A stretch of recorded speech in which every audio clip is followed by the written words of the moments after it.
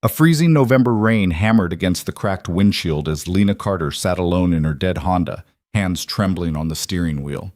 She was 23, drowning in debt, and so tired she couldn't remember what hope felt like anymore. Then a shadow moved through the downpour. A man in an expensive coat who shouldn't have been there, whose dark eyes saw straight through her the moment he knocked on her window. One ride. That's all she meant to accept. But Adrian Volkov didn't do anything halfway, and by the time she understood what he really was, it was already too late to walk away. If you want to see how far desperation can take someone, how love and danger can become the same thing, stay with me until the end. Hit that like button and drop a comment with your city so I can see how far this story travels. Let's begin. The hospital parking lot was a wasteland at 2 in the morning. Lena turned the key again. The engine coughed, sputtered, and died with a clicking sound that felt like a nail in a coffin. She dropped her forehead against the steering wheel, felt the cold plastic against her skin, and tried not to cry. She was so goddamn tired. 14-hour shift. Her feet ached inside her shoes, cheap sneakers already falling apart at the seams. Her scrubs smelled like disinfectant and someone else's vomit. Mrs. Patterson in room 304 had coded twice tonight, and Lena had held the woman's hand through both episodes because there was nobody else to do it. No family, no friends. Just a nurse's aide making $11 an hour who stayed an extra 20 minutes off the clock because dying alone seemed worse than being late to a car that wouldn't start anyway. The rain came down harder, drumming against the roof like fists. She checked her phone. 3% battery. 2 missed calls from the loan company. A text from her landlord asking about rent. Again. She'd been asking about rent for 3 weeks now, and Lena had been saying soon for just as long, knowing it was a lie. Her mother's medical bills had seen to that. 7 months dead, and the debt was still alive and eating her from the inside out. She tried the ignition one more time. Nothing. Not even the clicking now. Just silence, and the rain, and the fluorescent hospital lights bleeding through the downpour like ghosts. "Come on," she whispered. "Please." The car didn't care. She sat there for another minute, trying to figure out what came next. Call a tow truck she couldn't afford? Sleep in the car until morning? Walk 3 miles home in a freezing rainstorm because she'd already burned through her Uber budget for the month? That's when the knock came. Sharp, deliberate. Knuckles against the driver's side window. Lena's head snapped up, heart jumping into her throat. A man stood outside in the rain, tall, broad-shouldered, wearing a black coat that probably cost more than her rent, dark hair slicked back from the water. And his face, Jesus. He was beautiful in a way that didn't feel safe. Sharp jaw, full mouth, eyes so dark they looked black in the parking lot lights, and they were staring right at her with an intensity that made her skin prickle. She cracked the window an inch. Rain spattered against her hand. Car trouble? His voice was low, smooth, with just the faintest trace of an accent she couldn't place. "I'm fine," Lena said automatically. He glanced at the Honda, then back at her, one eyebrow lifting slightly. "You've been sitting here for 10 minutes. Engine's dead. It's 2 in the morning and 34 degrees. You're not fine." She bristled. "I didn't ask for your help."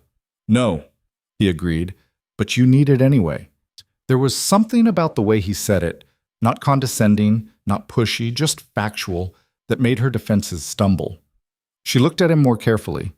Expensive coat, expensive watch visible on his wrist even in the dim light. Expensive everything, probably.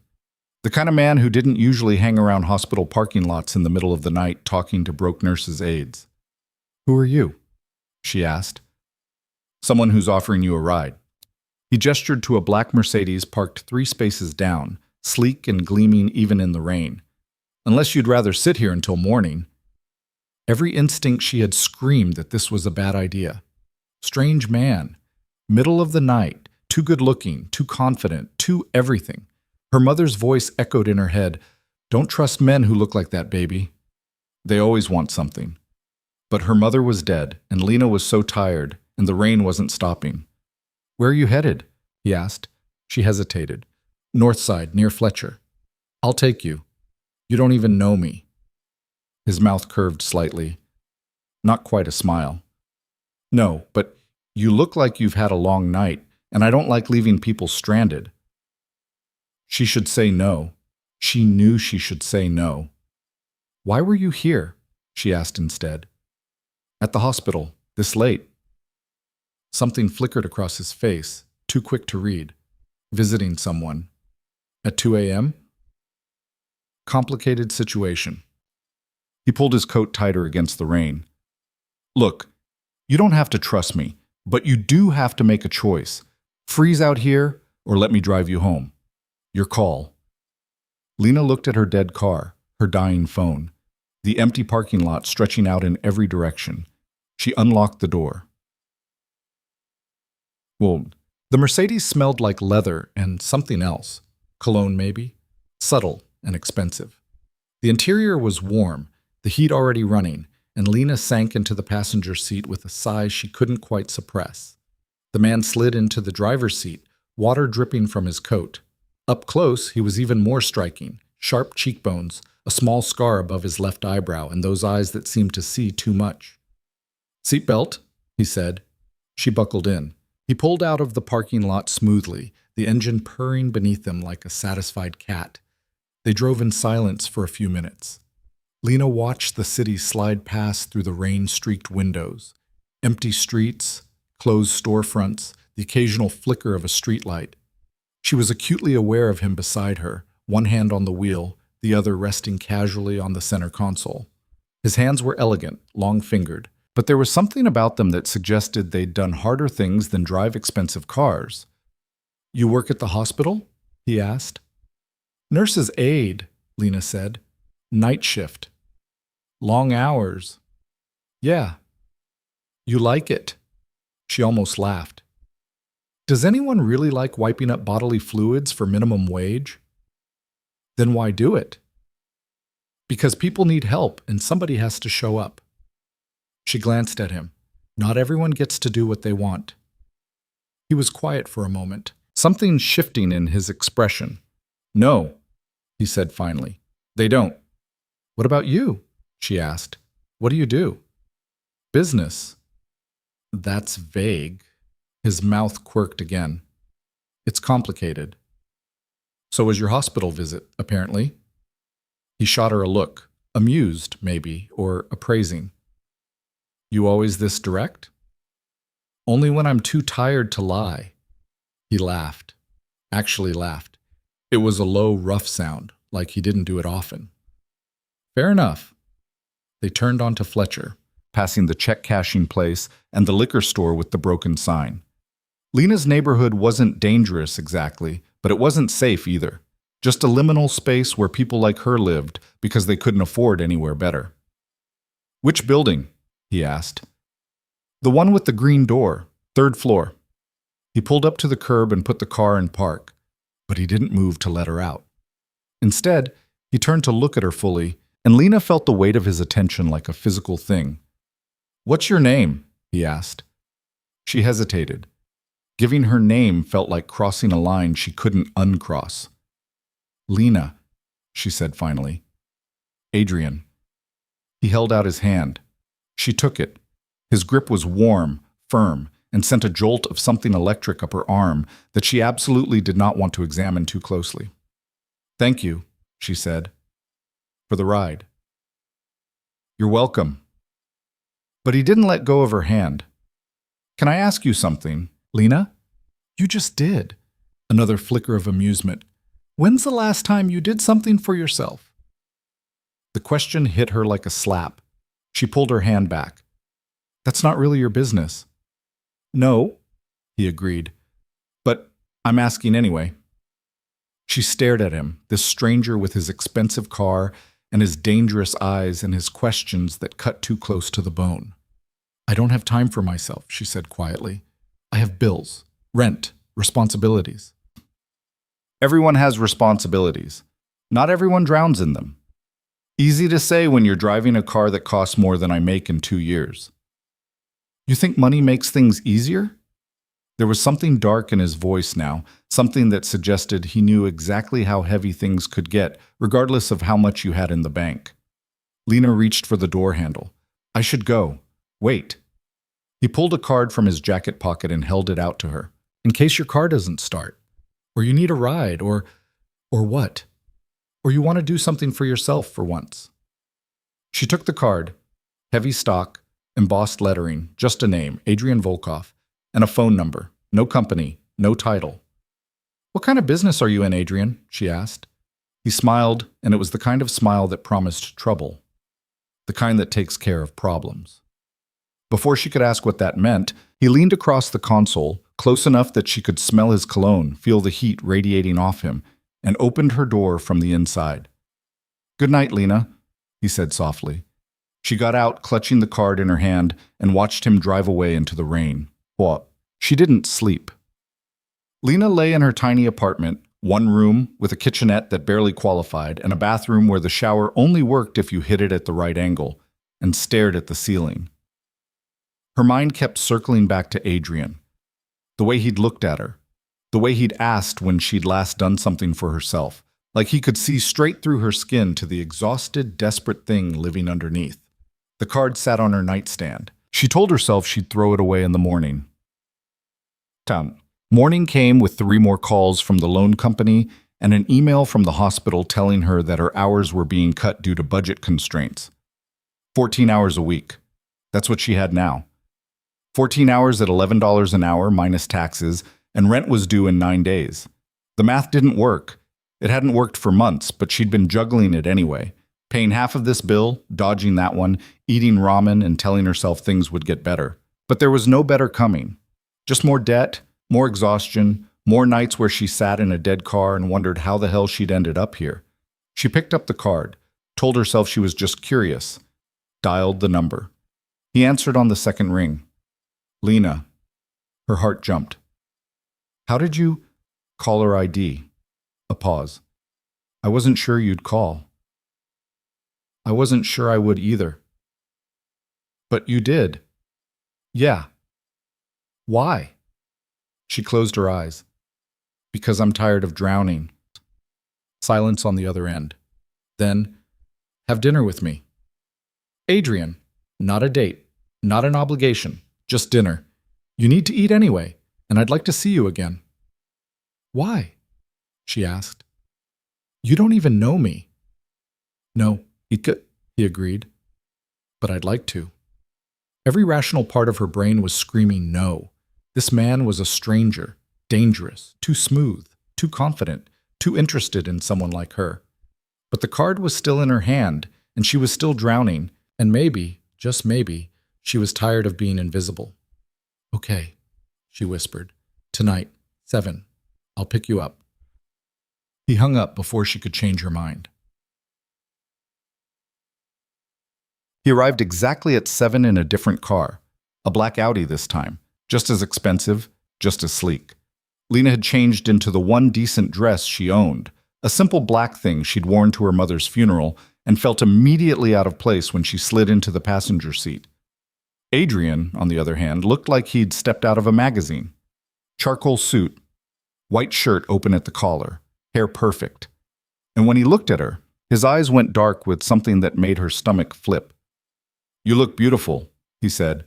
"I look like I'm going to a funeral."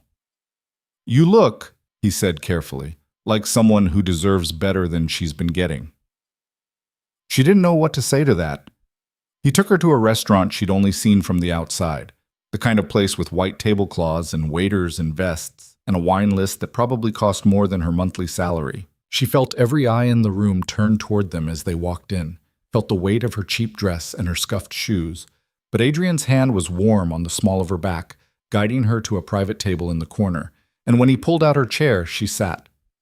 "I can't afford this," she said quietly. "You're not paying." "Adrian?" "Lena." He leaned forward, eyes locked on hers. "Let me do this, please." There was something in his voice, not pity, but something close to it, something that suggested he understood what it felt like to need things you couldn't have. She nodded. Dinner was surreal. The food was incredible. Things she couldn't pronounce, flavors she'd never tasted. Adrian ordered wine, and she drank it even though she rarely drank, and slowly the tension in her shoulders began to ease. They talked, really talked. He asked about her work, and she told him about Mrs. Patterson, about the long nights, and the patients who had nobody. He listened like every word mattered, his attention absolute, and it made her feel like she was the only person in the room. "What about you?" she asked eventually. You said you're in business. What kind? Import-export. That's still vague. He smiled. I move things from one place to another. Make sure the right people get what they need. Legal things? His smile widened. Are you asking if I'm a criminal, Lena? Her heart skipped. Are you? Would it matter? Yes. He studied her for a long moment, something unreadable in his eyes. Everyone breaks the rules sometimes. The question is whether the breaking serves a purpose. That's not an answer. No, he agreed. It's not. The waiter brought dessert, something chocolate and decadent, and Lena let the subject drop because she wasn't sure she wanted the real answer. After dinner, he drove her home, but this time he walked her to her door. Stood in the narrow hallway outside her apartment, close enough that she could feel the heat of him, smell his cologne mixing with the faint scent of rain. Thank you, she said. For tonight. It was my pleasure. Why are you doing this? The question came out before she could stop it. I'm nobody. I have nothing. Why do you care? He reached out, tucked a strand of hair behind her ear. His fingers brushed her cheek and she shivered. Because when I look at you, he said quietly, I see someone who's forgotten what it's like to be seen. Her breath caught, and I'd like to remind you. He kissed her. It was soft at first, tentative, questioning. But when she didn't pull away, when she leaned into him instead, his hand slid to the back of her neck, and the kiss deepened. He tasted like wine and chocolate and something darker, something that made her pulse race and her thoughts scatter. When he finally pulled back, they were both breathing hard. Lena, he said, voice rough. Yeah? If you want me to stop, tell me now. She looked at him, this beautiful, dangerous man who'd walked into her life 2 nights ago and turned everything sideways. I don't want you to stop, she whispered. He kissed her again, harder this time, and she unlocked her door with shaking hands. They didn't make it to the bed. Adrian pressed her against the wall just inside the door, his mouth on her neck, her jaw, her throat. She gasped, fingers tangling in his hair, and he made a low sound that vibrated through her entire body. Tell me if I'm going too fast, he murmured against her skin. You're not. His hands found the zipper of her dress, slid it down slowly. The fabric pooled at her feet, and she stood there in her worn bra and underwear, cheap cotton things that didn't match. But Adrian looked at her like she was something precious. You're so fucking beautiful, he said. She pulled him down for another kiss, worked the buttons of his shirt open with clumsy fingers. He helped, shrugging out of the jacket and shirt in one smooth motion, and then his chest was bare and warm under her hands. They stumbled to the bed. He laid her down carefully, like she might break, and when he moved over her, she felt the weight of him settle into her bones. Protection? He asked. She pointed to the nightstand. He found a condom, thank God for her optimistic self from 6 months ago, and rolled it on. When he pushed into her, slow and deep, she forgot how to breathe. He moved like he had all the time in the world, like he was memorizing every sound she made, every place she was sensitive. His mouth found her breast, her collarbone, the pulse point at her throat, and she arched into him, nails digging into his shoulders. Adrian, she gasped. I've got you, he murmured. Got you. It built slowly, heat and pressure and something that felt dangerously close to connection. And when she finally came, it was with his name on her lips and his eyes locked on hers, dark and consuming and absolutely certain. He followed a moment later, a shudder running through his entire body. And then he collapsed beside her, pulling her against his chest. They lay there in the dark, their breathing syncing up, and Lena realized she'd just done the most reckless thing of her life. And she didn't regret it at all. She woke to the smell of coffee. Lena sat up, disoriented, and found Adrian in her kitchenette, wearing his dress pants and nothing else, pouring coffee into her one mug. Morning, he said. She pulled the sheet around herself. You're still here. Did you want me to leave? She didn't know what she wanted. Most guys would have left. I'm not most guys. He brought her the coffee, sat on the edge of the bed. She took a sip, black, strong, perfect, and studied him in the morning light. He looked different like this. Softer, maybe. Less untouchable. What happens now, she asked. What do you want to happen? I don't know. She pulled her knees up, wrapped her arms around them. This is all happening really fast. We can slow down. Can we? He reached out, traced the line of her jaw with one finger. I'd like to see you again, Lena. A lot. But if you need time, I don't need time. The words surprised her, but they were true. I just need to know what this is. Honestly? Yeah. I don't know yet. He leaned in, kissed her forehead. But I'd like to find out. Her phone buzzed. She ignored it. It buzzed again. You should get that, Adrian said. She grabbed it off the nightstand, saw her landlord's name, and her stomach sank. Rent was due yesterday. You said you'd have it. I need an answer, Lena. Adrian was watching her. Problem? Just life. She set the phone down. Nothing I can't handle. But her voice cracked on the lie, and he heard it. How much do you need? He asked quietly. She stared at him. What? How much do you need? For rent. I'm not taking your money. Lena. No. She stood up, wrapping the sheet around herself more firmly. I don't know what you think this is, but I don't think anything. He stood too, hands raised. I'm offering to help. Why? Because we slept together? Because you feel sorry for me? Because you matter. His voice was steady, certain. And I don't like seeing you drown when I can throw you a rope. I don't need saving. Everyone needs saving sometimes. She wanted to argue, wanted to tell him to leave, to take his money and his intensity and his dangerous eyes somewhere else. But the truth was, she was drowning, had been drowning for months, and he was the first person in a long time who'd even noticed. 1,200, she whispered. I need 1,200 by tomorrow or I'm evicted. He pulled out his phone, tapped something. Her phone buzzed. She looked down, saw the notification. Transfer received, $1,200. Adrian, it's done. He pulled his shirt on, started buttoning it. And before you argue, it's not charity. Consider it an advance. An advance on what? He turned to look at her, and there was something in his eyes that made her shiver. On whatever this becomes.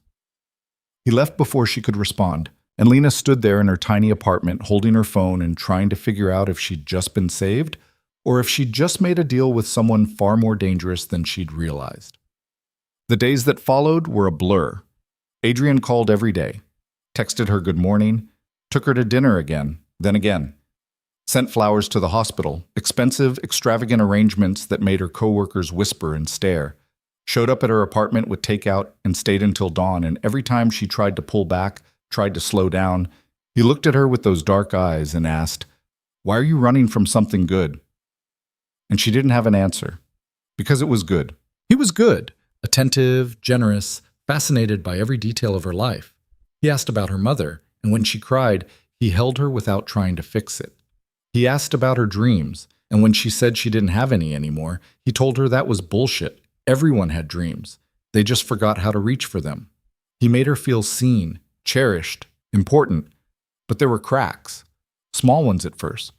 Like the way his phone would ring at odd hours and he'd step outside to answer, his voice dropping into a language she didn't recognize. Or the way men in dark suits sometimes waited in his car when he picked her up, their eyes cold and assessing. Or the night she asked again what he did for a living and he said, "It's better if you don't know," and kissed her before she could argue. She told herself it didn't matter, told herself she was overthinking.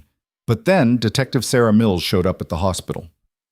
Brach. Lena was restocking linens when the woman appeared, mid-40s, sharp-eyed, wearing a rumpled blazer and an expression that said she'd seen too much to be impressed by anything. "Lena Carter?" she asked. Lena's stomach dropped. "Yes?" The detective flashed a badge. "Detective Mills, I need to ask you a few questions about someone you've been seeing, Adrian Volkov." The name hit like a punch. What about him?" "Can we talk somewhere private?" They ended up in an empty break room. Detective Mills closed the door, leaned against the table and said, How long have you known Mr. Volkov? A few weeks. Why? And what has he told you about his business? Import-export. Lena's hands were shaking. She clasped them together. Why are you asking me this? Because Adrian Volkov is under investigation for racketeering, money laundering, and conspiracy to commit murder. Detective Mill's voice was flat, factual. He's the head of one of the largest criminal organizations on the East Coast, and you're sleeping with him. The world tilted. No, Lena whispered. That's not... He wouldn't... Wouldn't he? The detective pulled out a folder, spread photos across the table.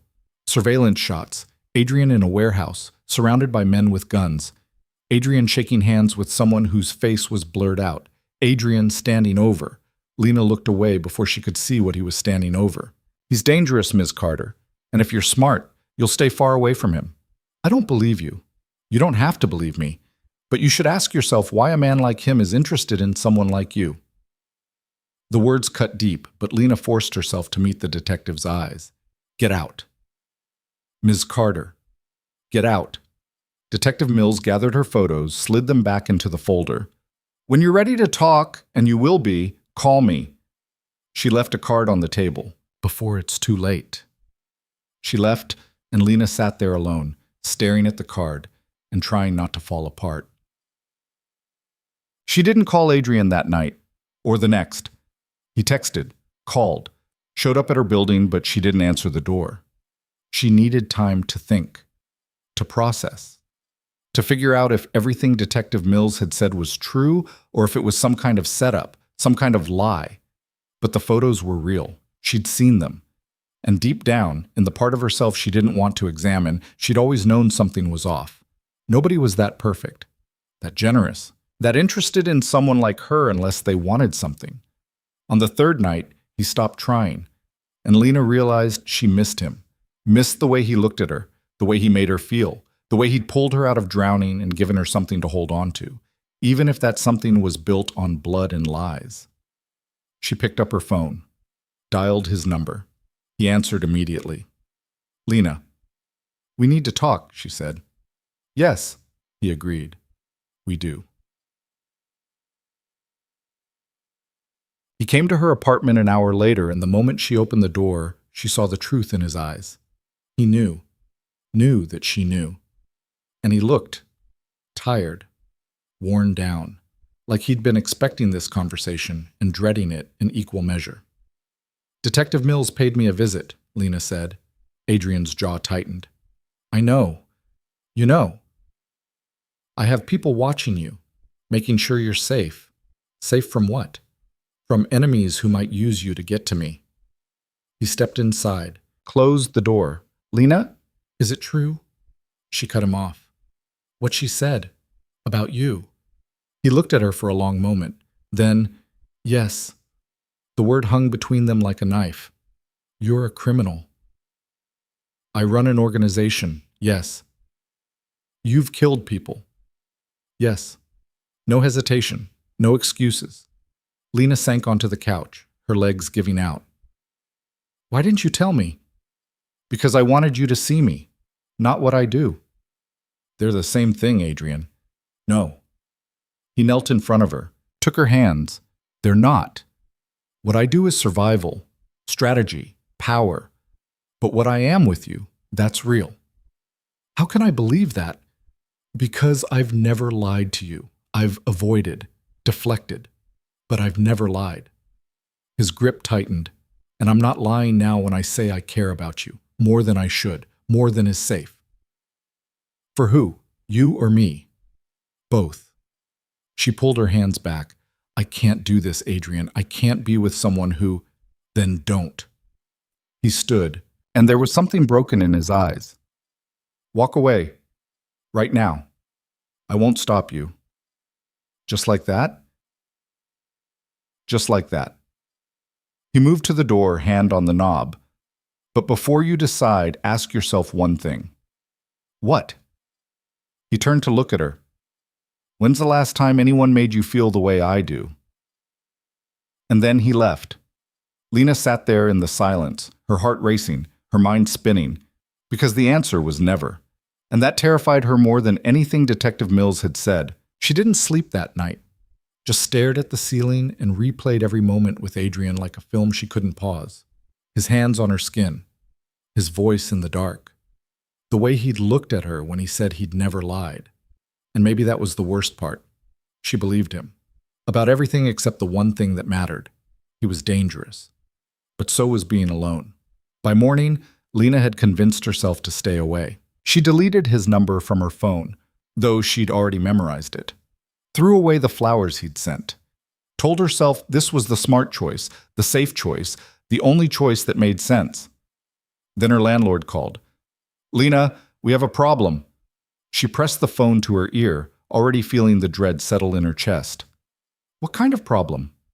"Your rent check bounced." The words didn't make sense. "That's impossible. The money was transferred. Well, it didn't clear. And I've got bills to pay too. So unless you can get me cash by tonight, I'm filing eviction papers tomorrow." Lena hung up and immediately checked her bank account. The $1,200 Adrian had sent was gone. Reversed, like it had never existed at all. Her hand shook as she scrolled through the transaction history. There, a reversal dated 2 days ago with a note. Fraudulent activity detected. Someone had flagged the transfer, and Lena had a sinking feeling she knew exactly who. She grabbed her coat and was out the door before she could talk herself out of it. Detective Mills worked out of a precinct in the old industrial district. Gray concrete building, parking lot full of marked cars. The kind of place that smelled like burnt coffee and bureaucracy.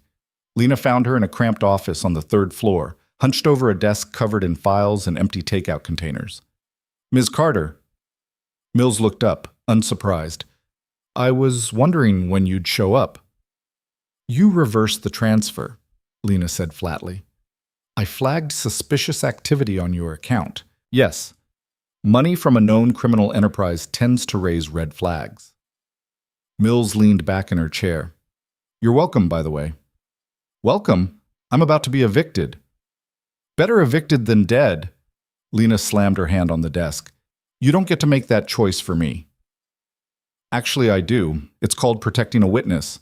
Mills pulled out another folder, thicker this time. "Adrian Volkov isn't just dangerous, Ms. Carter. He's strategic, and right now, you're a liability he can't afford. He cares about me. He cares about control. There's a difference." Mills opened the folder, started laying out more photos. 3 months ago, a woman named Isabel Chen was seeing one of Volkov's associates, got too close, started asking questions. 2 weeks later, her body was found in the river. Lena's stomach turned. Last year, Marcus Webb, accountant for a rival organization, tried to flip, offered to testify against Volkov in exchange for protection. We put him in a safe house. Mills pointed to another photo. He lasted 4 days before someone put a bullet in his head, through a reinforced window, from 300 yards away. Adrian wouldn't he? Mills closed the folder. "You think you're special? You think because he buys you dinner and fucks you that you're somehow immune to what he does?" The crudeness of it hit like a slap. "I think," Lena said carefully, "that you're so focused on bringing him down that you don't care who gets hurt in the process. And I think you're a smart woman making a very stupid mistake." Mills stood, came around the desk. "Help us. Testify. Tell us what you know about his operations, his contacts, his routines. We can protect you." "I don't know anything." "You know more than you think, and even if you don't, he'll assume you do, which makes you a target either way." Lena's head was spinning. "What are you asking me to do?" "Wear a wire. Get him talking. We need evidence that'll hold up in court, and you're our best shot at getting it." "You want me to betray him." "I want you to survive." Mills's voice softened slightly. "Look, I get it. He's charismatic, generous, makes you feel seen. But that's the game, Lena. Men like Volkov are experts at finding broken things and making them feel whole, right until the moment they're not useful anymore. I'm not broken." "Then prove it. Walk away. Help us put him away. Start over." Lena looked at the photos spread across the desk. Bodies, crime scenes, evidence of a life she couldn't reconcile with the man who'd held her in the dark and whispered her name like a prayer. I need time, she whispered. You don't have time. He's already moving. We've got intel that he's consolidating power, eliminating threats.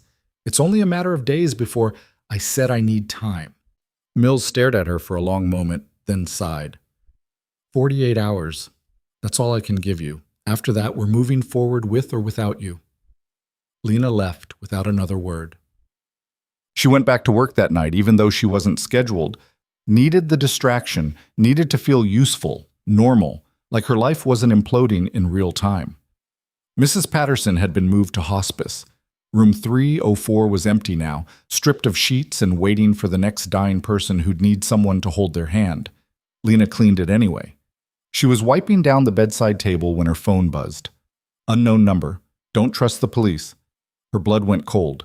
She looked around the empty room, suddenly hyper-aware of the shadows in the corners, the fluorescent lights humming overhead. Another buzz. Unknown number. Mills is using you. She doesn't care if you live or die. Lena's hands were shaking so badly she almost dropped the phone. Unknown number. Go home. Lock your door. Wait. She didn't wait. She ran.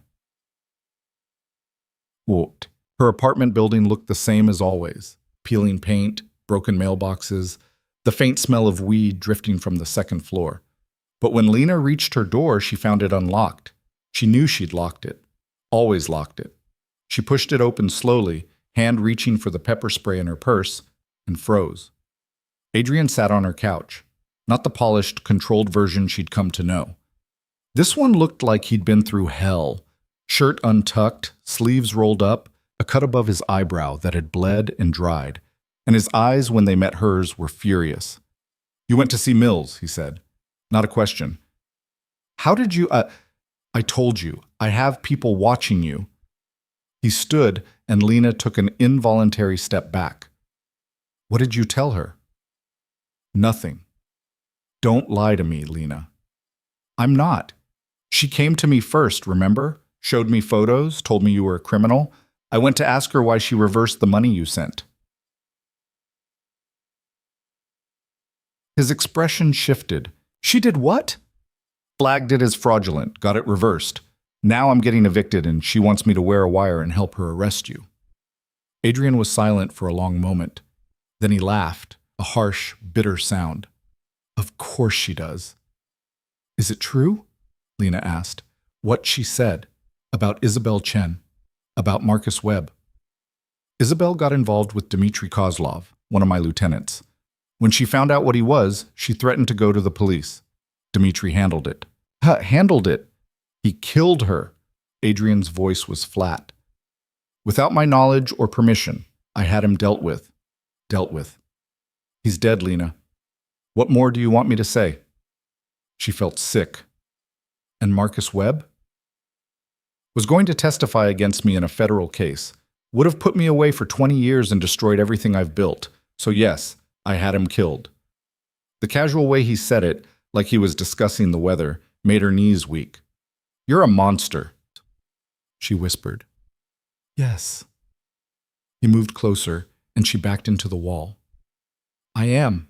I've done terrible things. I'll do more terrible things, but not to you. How can I believe that? Because you're the first person in 10 years who's made me want to be something other than what I am. He braced his hands on either side of her head, caging her in, and I don't know what to do with that. She could feel the heat radiating off him, smell the faint copper scent of blood from the cut on his face. Adrian, Mills is going to use you, he said. She'll promise protection, safety, a new life. And then when she's done with you, when the trial's over and I'm locked away, she'll disappear and leave you to whatever's left. You think my enemies won't find you? You think they'll care that you testified under duress? She said, she's lying. The police can't protect you, not from the people I've made enemies of. His hand came up, cupped her face. But I can. By doing what? Killing anyone who comes near me? If that's what it takes. That's insane. Maybe. His thumb traced her cheekbone. But it's the truth. And I'm done pretending to be something I'm not. Lena stared at him, this beautiful, broken, dangerous man who'd walked into her life and set it on fire. What do you want from me? I want you to choose. His voice dropped. Me or them? This life or the old one? Because you can't have both. That's not fair. Nothing about this is fair. He leaned in, his forehead touching hers. But I need to know, right now, are you with me or against me? Her heart was hammering. Every rational thought screamed at her to run, to call Mills, to take the deal and disappear. But rationality had never kept her warm at night. I'm with you, she whispered. The relief that crossed his face was so raw it almost broke her. Say it again. I'm with you. He kissed her then, hard, desperate, like he was trying to seal the promise into her skin. And Lena kissed him back because she'd already made her choice the moment he'd asked the question. Maybe she was broken, after all. Adrian didn't leave that night, or the next. He made calls in Russian and what sounded like Ukrainian, pacing her tiny apartment like a caged animal. Men came and went, hard-faced, cold-eyed men who nodded at Lena but never spoke to her. She learned quickly not to ask questions. On the third day, Adrian sat her down at her rickety kitchen table and said, "We need to move you." "Move me where?" "Somewhere safe. Mills knows where you live. So do others." "Others?" "I have enemies, Lena.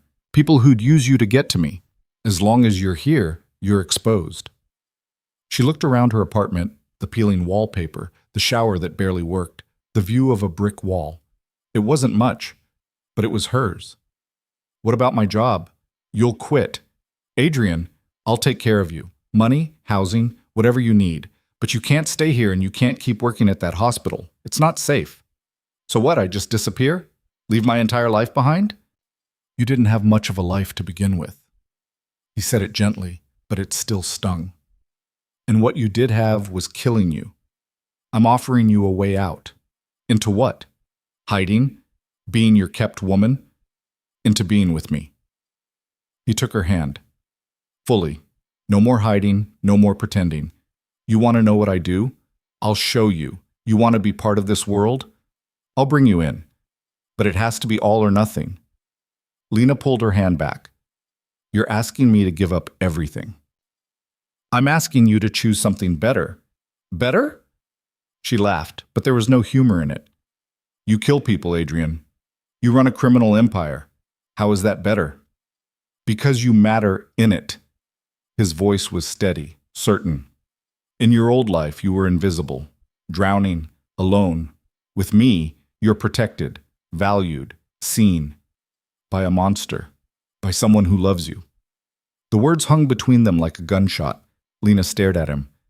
"What did you say?" "You heard me." "You can't. We barely know each other." "I know enough." He stood, came around the table. "I know you're brave and stubborn and too goddamn noble for your own good.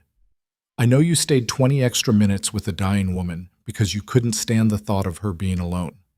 I know you eat ramen for dinner so you can pay your mother's medical bills even though she's been dead for months. I know, stop, that you make me want to be better even though I know I can't be. And I know that if something happened to you, it would destroy me." Lena's eyes were burning. "You don't love me. You love the idea of saving me." "Maybe."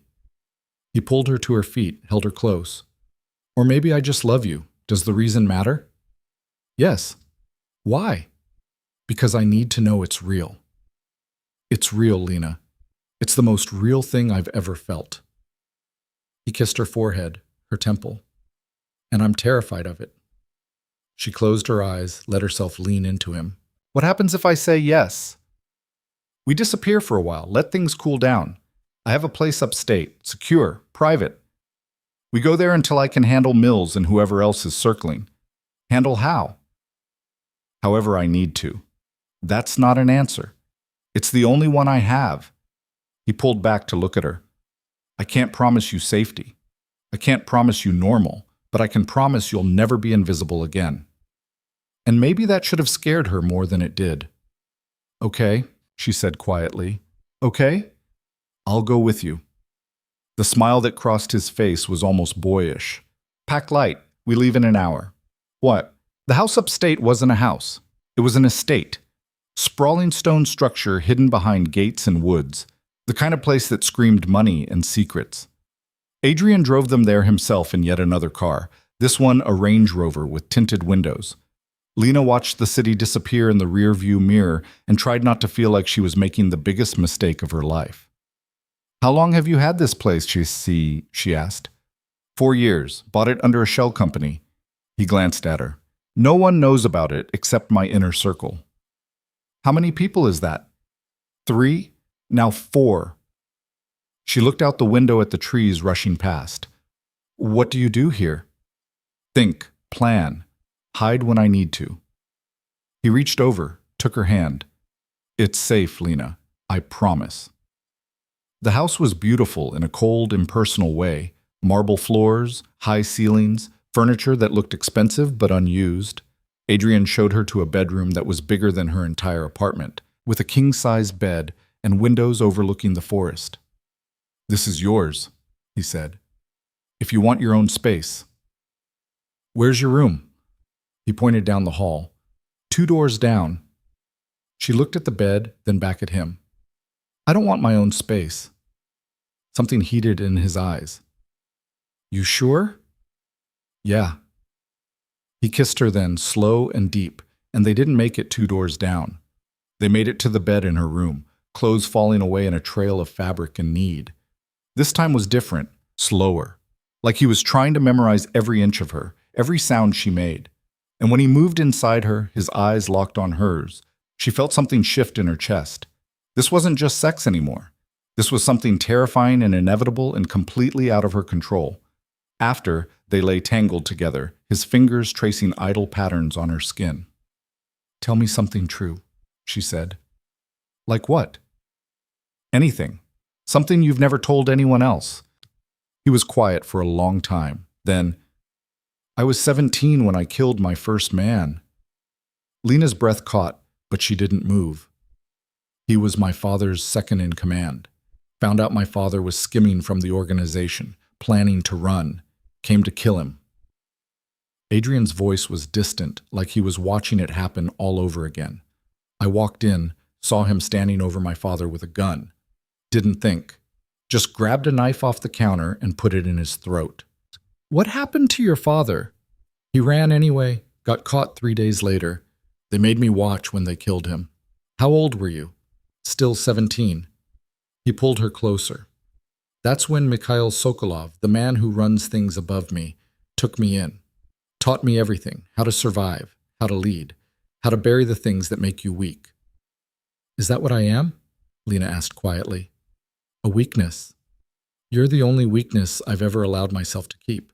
She turned in his arms to face him. "Why me?" "I don't know." He touched her face. "Maybe because you're the first person who looked at me and didn't see a weapon. Or maybe because you're brave enough to be here, even though you know what I am." He kissed her softly. "Or maybe I'm just selfish enough to keep you anyway." "You are selfish. I know. And dangerous. I know that too. And I'm an idiot for staying. Probably." He smiled against her mouth. "But you're here anyway." "Yeah," she whispered. "I am." They fell asleep like that, wrapped around each other, and Lena dreamed of blood and roses and hands that held too tight. The first few days at the estate were surreal. Adrian worked from a home office, making calls, having video conferences with men whose faces she couldn't see, managing an empire from behind a closed door. Lena wandered the house, explored the grounds, tried to adjust to a life where she didn't have to worry about rent or bills or working herself to exhaustion. It should have felt like freedom. Instead, it felt like a cage made of gold. On the 4th night, she found Adrian in his office, staring at a laptop screen with an expression that made her stomach drop. "What's wrong?" she asked. He looked up, and she saw the exhaustion in his eyes. "Mills is pushing hard, filed formal charges, seized 3 of my warehouses. She's building a case. Can she prove anything?" "Not yet, but she's getting close." He closed the laptop. "And she's using you as leverage." "What do you mean?" "She's told the media that I'm holding a witness against her will. that you're in danger. He stood, came around the desk. Your face is going to be all over the news by tomorrow. Lena felt the blood drain from her face. She can't do that. She can and she did. It's a power play. Forces me to either produce you, which proves I'm holding you, or keep you hidden, which makes me look guilty. So what do we do? I handle it. How? His jaw tightened. You don't want to know. Yes, I do. Lena, stop protecting me from the truth. If I'm in this, I'm all the way in. So tell me, how are you going to handle it? He looked at her for a long moment, then, Mills has a daughter, college student, lives off campus. The implication hung heavy in the air. No, Lena said. You can't. I won't hurt her, but I can make Mills think I will. That's the same thing. No, it's not. The girl never has to know, but Mills does. And once she understands that her daughter is just as exposed as you are, she'll back off. And if she doesn't, then I escalate. Lena's hands were shaking. This is insane. This is survival. He pulled her close.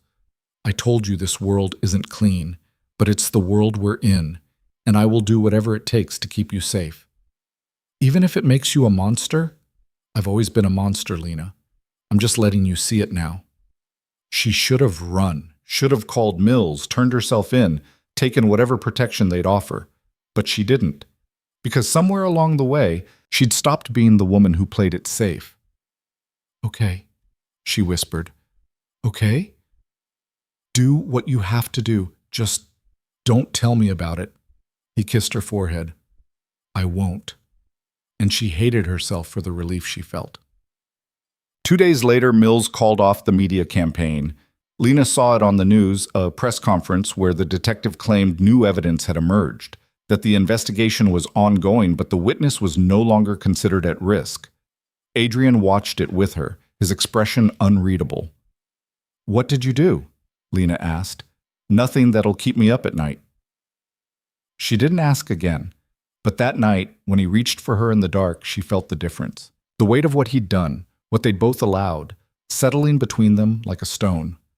They made love anyway, desperate and rough, like they were trying to outrun the guilt. It didn't work. A week later, Lena woke up nauseous. She barely made it to the bathroom before she was sick, retching until there was nothing left. Adrian found her on the floor, pale and shaking. What's wrong? He crouched beside her, hand on her back. I don't know, probably just stress or something. But it happened again the next morning, and the next. On the third day, Adrian went out and came back with a pregnancy test. Lena stared at the box like it was a bomb. You can't be serious. When's the last time you had your period? She tried to remember. Between everything, Adrian, Mills, the move, she'd lost track. Maybe 6 weeks? Take the test. Adrian, please. She took the test. It was positive. Lena sat on the bathroom floor, staring at the 2 pink lines, and felt her entire world shift on its axis. Adrian knelt beside her, took the test from her hands, and looked at it for a long time. Say something, she whispered. He looked at her, and there was something in his eyes she'd never seen before. Fear, wonder, something raw and unguarded. We're having a baby, he said, and Lena started to cry. She cried until her throat was raw and her eyes burned, and Adrian held her through all of it without saying a word. When she finally went quiet, exhausted and empty, he carried her to bed and laid down beside her, his hand resting on her still flat stomach. Are you angry? She asked, her voice barely a whisper. No. Scared? Terrified. He turned his head to look at her. But not for the reasons you think. What reasons then? Because I don't know how to be a father. I barely knew mine, and what I did know... He stopped, his jaw working. I don't want to be that, but I don't know what else to be. Lena placed her hand over his. You're not your father. How do you know? Because you're scared. He probably wasn't. Adrian closed his eyes. What do you want to do? The question hung there, heavy with implication. She knew what he was asking. knew he'd support whatever choice she made, even if it killed him. I don't know, she said honestly. It's too much. Everything's too much. We don't have to decide tonight. When do we have to decide? When you're ready. But they both knew time wasn't infinite. The baby was growing inside her whether she was ready or not, and every day she waited was a decision in itself. That night, Lena dreamed of her mother. Not the skeletal, pain-ravaged woman from the end, but the version from before, strong, laughing, alive. In the dream, her mother sat at the edge of the bed and smoothed Lena's hair back from her face. "You're pregnant," her mother said. Not a question. "Yeah." "With a criminal's baby." "Yeah." Her mother smiled, sad and knowing. "You always did have terrible taste in men." "I didn't plan this." "Nobody plans these things, baby. They just happen. Question is, what are you going to do about it?" "I don't know." "Yes, you do." Her mother's hand was warm on her cheek. "You've always known. You're just scared to admit it." Lena woke up with tears on her face and Adrian's arms around her, and she realized her mother was right. She was keeping it. Adrian took the news the way he took everything, with careful control and eyes that gave away too much. He nodded once, kissed her forehead, and said, "Okay." "That's it? Just okay? What do you want me to say?" "I don't know. Something. Anything." She pulled away from him. "We're having a baby, Adrian, your baby, and you're acting like I just told you what I want for breakfast." "I'm processing. Process out loud." He ran a hand through his hair, paced to the window, stared out at the forest. "I'm thinking about how to keep you both safe. How to restructure things so there's distance between you and what I do. How to make sure this child doesn't grow up the way I did. And I don't have answers yet." He turned to face her. "But I will. I promise you that." "I don't want promises. I want honesty." "Honestly?" His voice was rough. "I'm fucking terrified. Of failing you. Of failing this kid. Of bringing a child into a world where people want me dead and might use them to get to me. Of..." "Stop." Lena crossed the room, took his face in her hands. "We'll figure it out." "How?" "I don't know, but we will." He pulled her close, buried his face in her neck, and she felt him shaking. This man who'd killed without hesitation, who ran an empire built on violence and fear, was trembling at the thought of being a father. Maybe he wasn't as much of a monster as he thought. The first doctor's appointment happened 2 weeks later. Adrian insisted on a private clinic, the kind that didn't ask questions and accepted cash. Lena lay on the exam table while a middle-aged woman with kind eyes ran an ultrasound wand over her stomach. "There," the doctor said, pointing to the screen. "That's your baby." Lena stared at the tiny blob of white in a sea of black, barely bigger than a bean, and felt something crack open in her chest. "Heartbeat strong, but she," the doctor continued. "You're about 8 weeks along. Due date looks like late November." 8 weeks. She'd been with Adrian for barely 2 months, and now they were having a baby together. The timeline was insane, but when she looked at him, saw the way he was staring at the screen with something like awe on his face, the insanity didn't matter as much. "Can we get a picture?" he asked quietly. The doctor printed out a grainy black and white image, and Adrian held it like it was made of glass. On the drive back to the estate, he couldn't stop looking at it. "Put that away before you crash the car," Lena said. "In a minute." "Adrian." He tucked the photo into his jacket pocket, but his hand kept drifting back to it, like he needed to make sure it was still real. When they got home, he disappeared into his office for hours. Lena fell asleep on the couch, waiting for him, and woke up to find him sitting beside her, laptop open, making notes in a language she couldn't read. "What are you doing?" she asked, groggy. "Planning." "For what?" "Everything." He showed her the screen.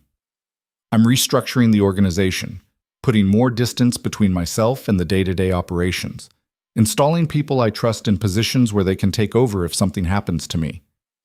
Nothing's going to happen to you. You don't know that. He closed the laptop. But if it does, I need to make sure you and the baby are taken care of. Money and accounts Mills can't touch. Property in your name. Protections. This is morbid. This is practical. He touched her stomach gently. I won't leave you alone, Lena.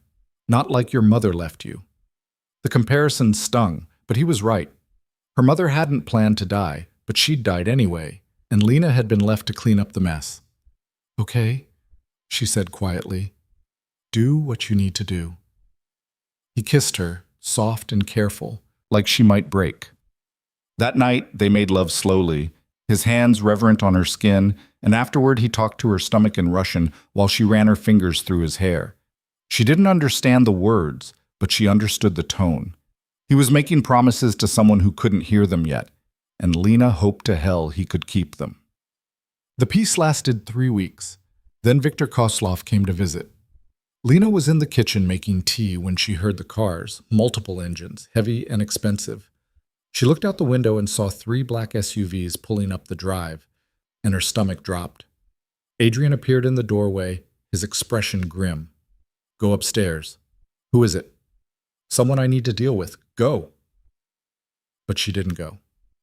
She stood there frozen as the front door opened and a man walked in like he owned the place. He was older than Adrian, mid-50s maybe, with silver hair and a face that looked like it had been carved from stone.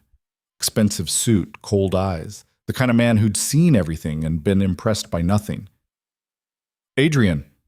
His voice was accented, thick with Russian. It's been too long. Viktor. Adrian's posture had changed, become more guarded. I wasn't expecting you. No, I imagine you weren't. Viktor's gaze slid to Lena, assessed her in one sweep. And who is this?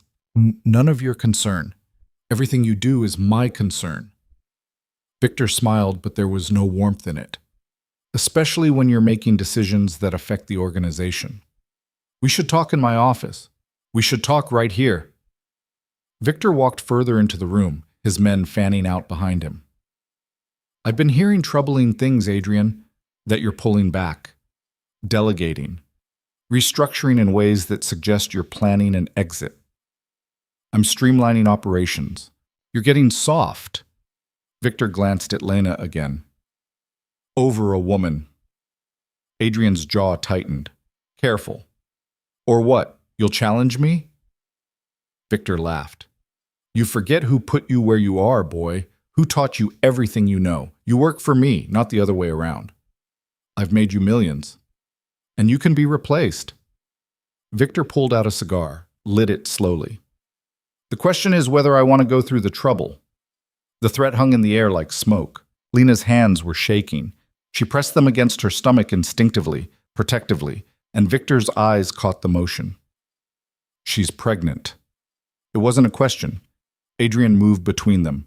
Viktor, you got her pregnant. Viktor's voice was soft, dangerous. And now you think you can play house while the empire crumbles around you. The empire isn't crumbling. Numbers are up across the board. Numbers mean nothing if you're not present, if you're not willing to make the hard calls. Viktor took a step closer. I need to know you're still committed, Adrian, that you haven't forgotten what's required. I haven't forgotten anything. Prove it. How? Viktor smiled. There's a problem in Philadelphia. Man named Thomas Garrett. Used to work for us. Now he's working for the Italians, feeding them information about our routes, our contacts. I need him dealt with. Send Marcus. I'm sending you. Viktor's eyes were flat, merciless. Personally, I want to know you still have the stomach for it. This is a test. Call it whatever you want. But if you don't handle Garrett by the end of the week, I'll assume you've gone soft, and soft men don't run organizations. Adrian's hands were clenched into fists. Fine, I'll handle it. Good. Viktor turned to leave, then paused. And Adrian, if this woman becomes a liability, I'll handle her too, just so we're clear. He left before Adrian could respond, his men following like shadows. The silence that followed was suffocating. Lena sank into a chair, her legs giving out. What just happened? Viktor Sokolov, he's... Adrian stopped, searched for the right words. He's the one who brought me into this life, the one I answer to. He threatened me. I know. And you're just going to do what he says? Kill some guy to prove you're still loyal? It's not that simple. It sounds pretty simple to me. Lena's voice was rising. He snaps his fingers and you jump, even if it means leaving me here alone while you go murder someone. Lena, don't. She stood, backing away. I knew what you were. I knew, but seeing it, hearing him talk about you like you're a tool he owns, I'm not a tool. Then what are you? I'm trying to keep us alive. His voice cracked. You think I want to do this? You think I want to leave you here, pregnant and vulnerable, while I go deal with Victor's mess? But if I don't, he'll see it as weakness, and weakness gets you killed in this world. Then get out of this world. It's not that easy. Why not? Because they'll never let me go.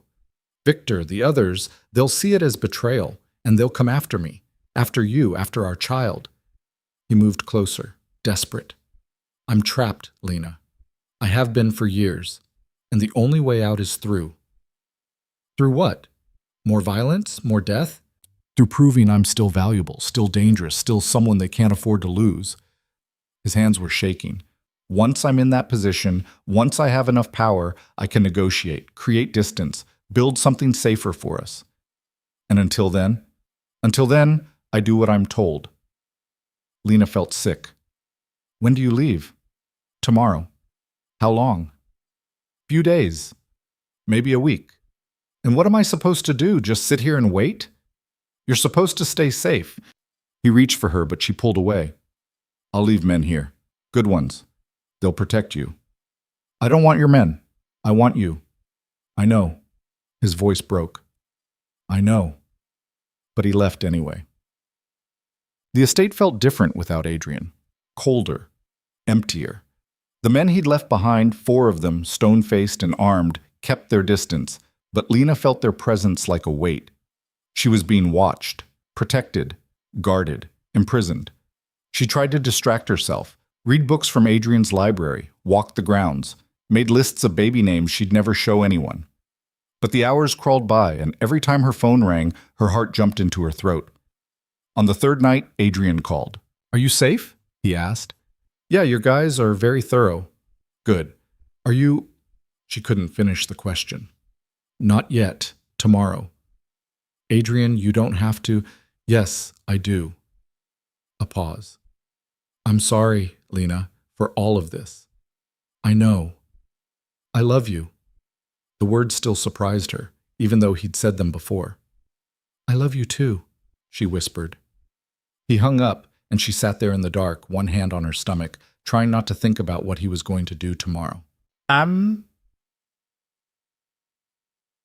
She found out anyway. The news ran it the next evening. Breaking story about a body found in a Philadelphia warehouse. Multiple gunshot wounds. Execution style. The victim was identified as Thomas Garrett, 43, suspected ties to organized crime. Lena turned off the TV and threw up. Adrian came home 2 days later, looking like he'd aged 10 years. There was blood on his shirt, just a speck, easy to miss, but Lena saw it. She always saw everything now. He went straight to the shower, stayed there for an hour. When he came out, his skin was raw and red, and he wouldn't meet her eyes. Say something, he said finally. What do you want me to say? Anything. Tell me you hate me. Tell me to leave. Just say something. Lena looked at him, this man she loved and feared in equal measure, and felt the baby move inside her, just a flutter, barely there, but real. I can't do this anymore, she said quietly. His face went pale. Lena, not us. This. Waiting here while you go out and... She couldn't say it. I need things to change. They will, I promise. When? Soon. That's not an answer. It's the only one I have right now. He moved closer, careful, like approaching a wounded animal. I'm working on it. I'm building something, but it takes time. I don't have time. This baby doesn't have time. Her voice cracked. What kind of life are we bringing them into? A better one than I had. That's a low bar, Adrian. I know. He knelt in front of her, took her hands. Give me 6 months.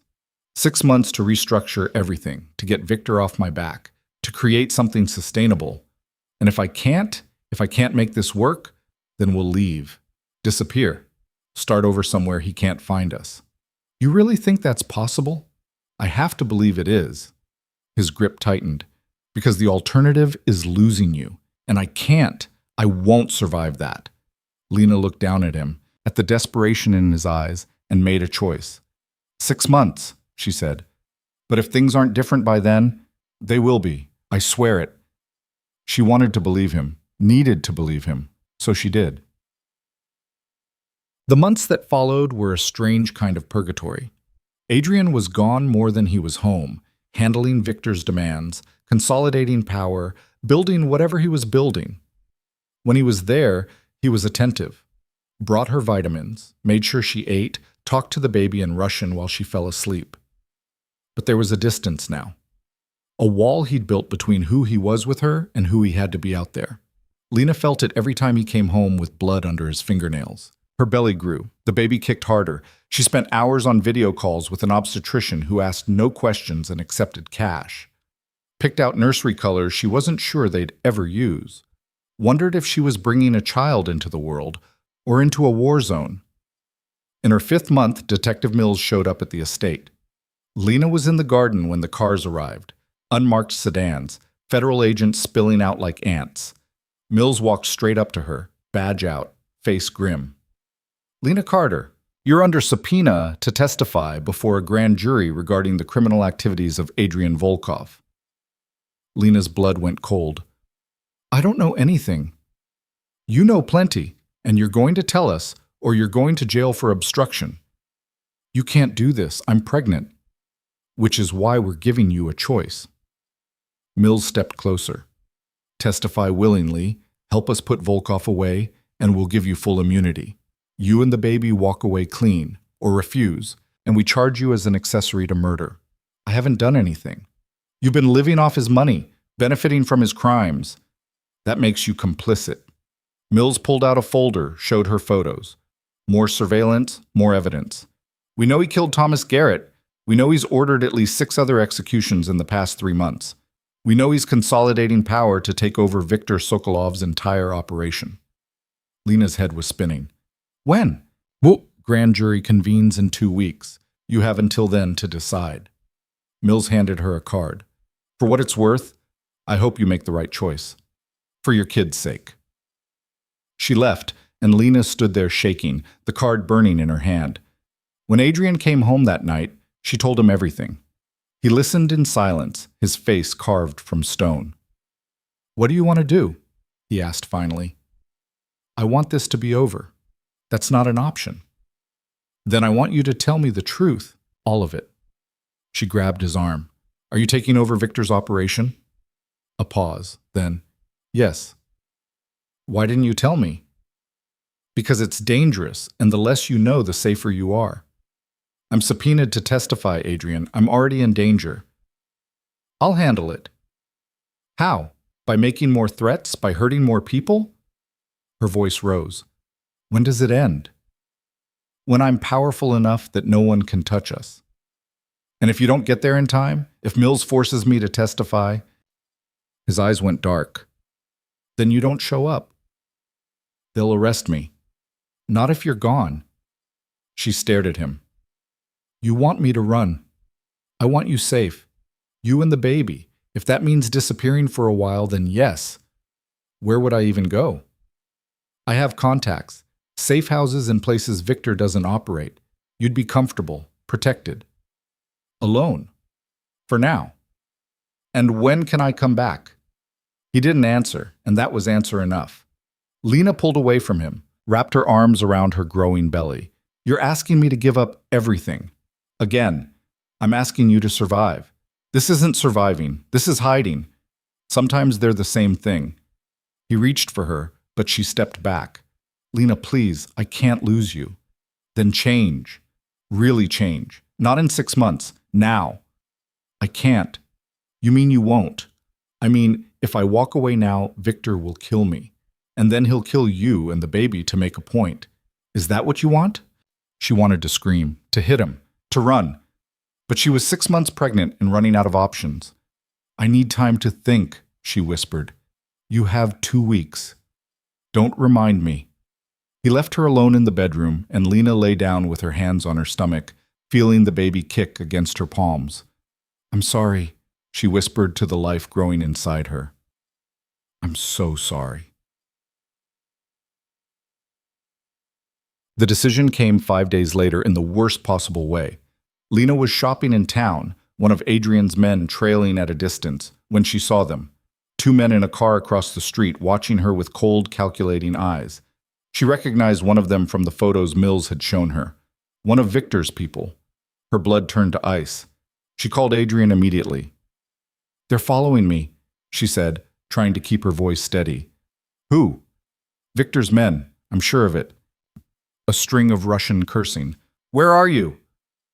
"Main Street, outside the bookstore." "Stay there. Stay visible. I'm sending people." "Adrian, do not move, Lena. I'm coming." The line went dead. The next 15 minutes were the longest of her life. She stood there on the sidewalk, one hand on her belly, watching the car across the street. The men inside didn't move, just watched, waited. Adrian's SUV screamed around the corner, tires squealing. He was out before it fully stopped, gun visible under his jacket, murder in his eyes. The car across the street peeled out. Adrian pulled Lena into his arms, checked her over frantically. "Are you hurt?" "No, I'm fine. The baby's fine." This was a message. His voice was shaking with rage. "Victor's telling me he can get to you anytime he wants." Why would he do that? Because he knows about the subpoena. Knows you're a liability. Adrian's hands were on her face, her shoulders, her stomach. "He's forcing my hand. To do what?" "To choose. Between you and the organization." And looking at his face, Lena realized they were out of time. The 6 months he'd asked for didn't matter. The promises didn't matter. All that mattered was survival. "We're leaving," she said. "Tonight." "Lena, no more waiting, no more plans. We're leaving, or I'm testifying." She met his eyes. "Choose." For a long moment, he just stared at her. Then something shifted in his expression, resolve settling in like armor. "Okay," he said quietly. "We'll leave." "You mean it?" "I mean it." He kissed her hard, desperate. "Pack light. We go in 2 hours." But they didn't have 2 hours. Because when they got back to the estate, Victor was waiting for them. And this time, he'd brought an army. The estate's circular driveway was packed with vehicles. Black SUVs, sedans with tinted windows, and standing between them, at least 20 armed men in tactical gear. Victor stood at the center like a general surveying his troops, cigar smoke curling around his head in the late afternoon light. Adrian's hand went to the gun at his back before the SUV even stopped. "Don't," Lena whispered, grabbing his wrist. "There's too many." "I know." His jaw was tight, eyes scanning for exits that didn't exist. "Stay behind me, no matter what happens." They got out slowly. Adrian positioned himself between Lena and Victor's small army, every muscle in his body coiled tight. "Adrian," Victor's voice was almost pleasant. "We need to talk." "Then talk." "Inside, privately." Victor's eyes flicked to Lena. "The woman can wait out here with my men."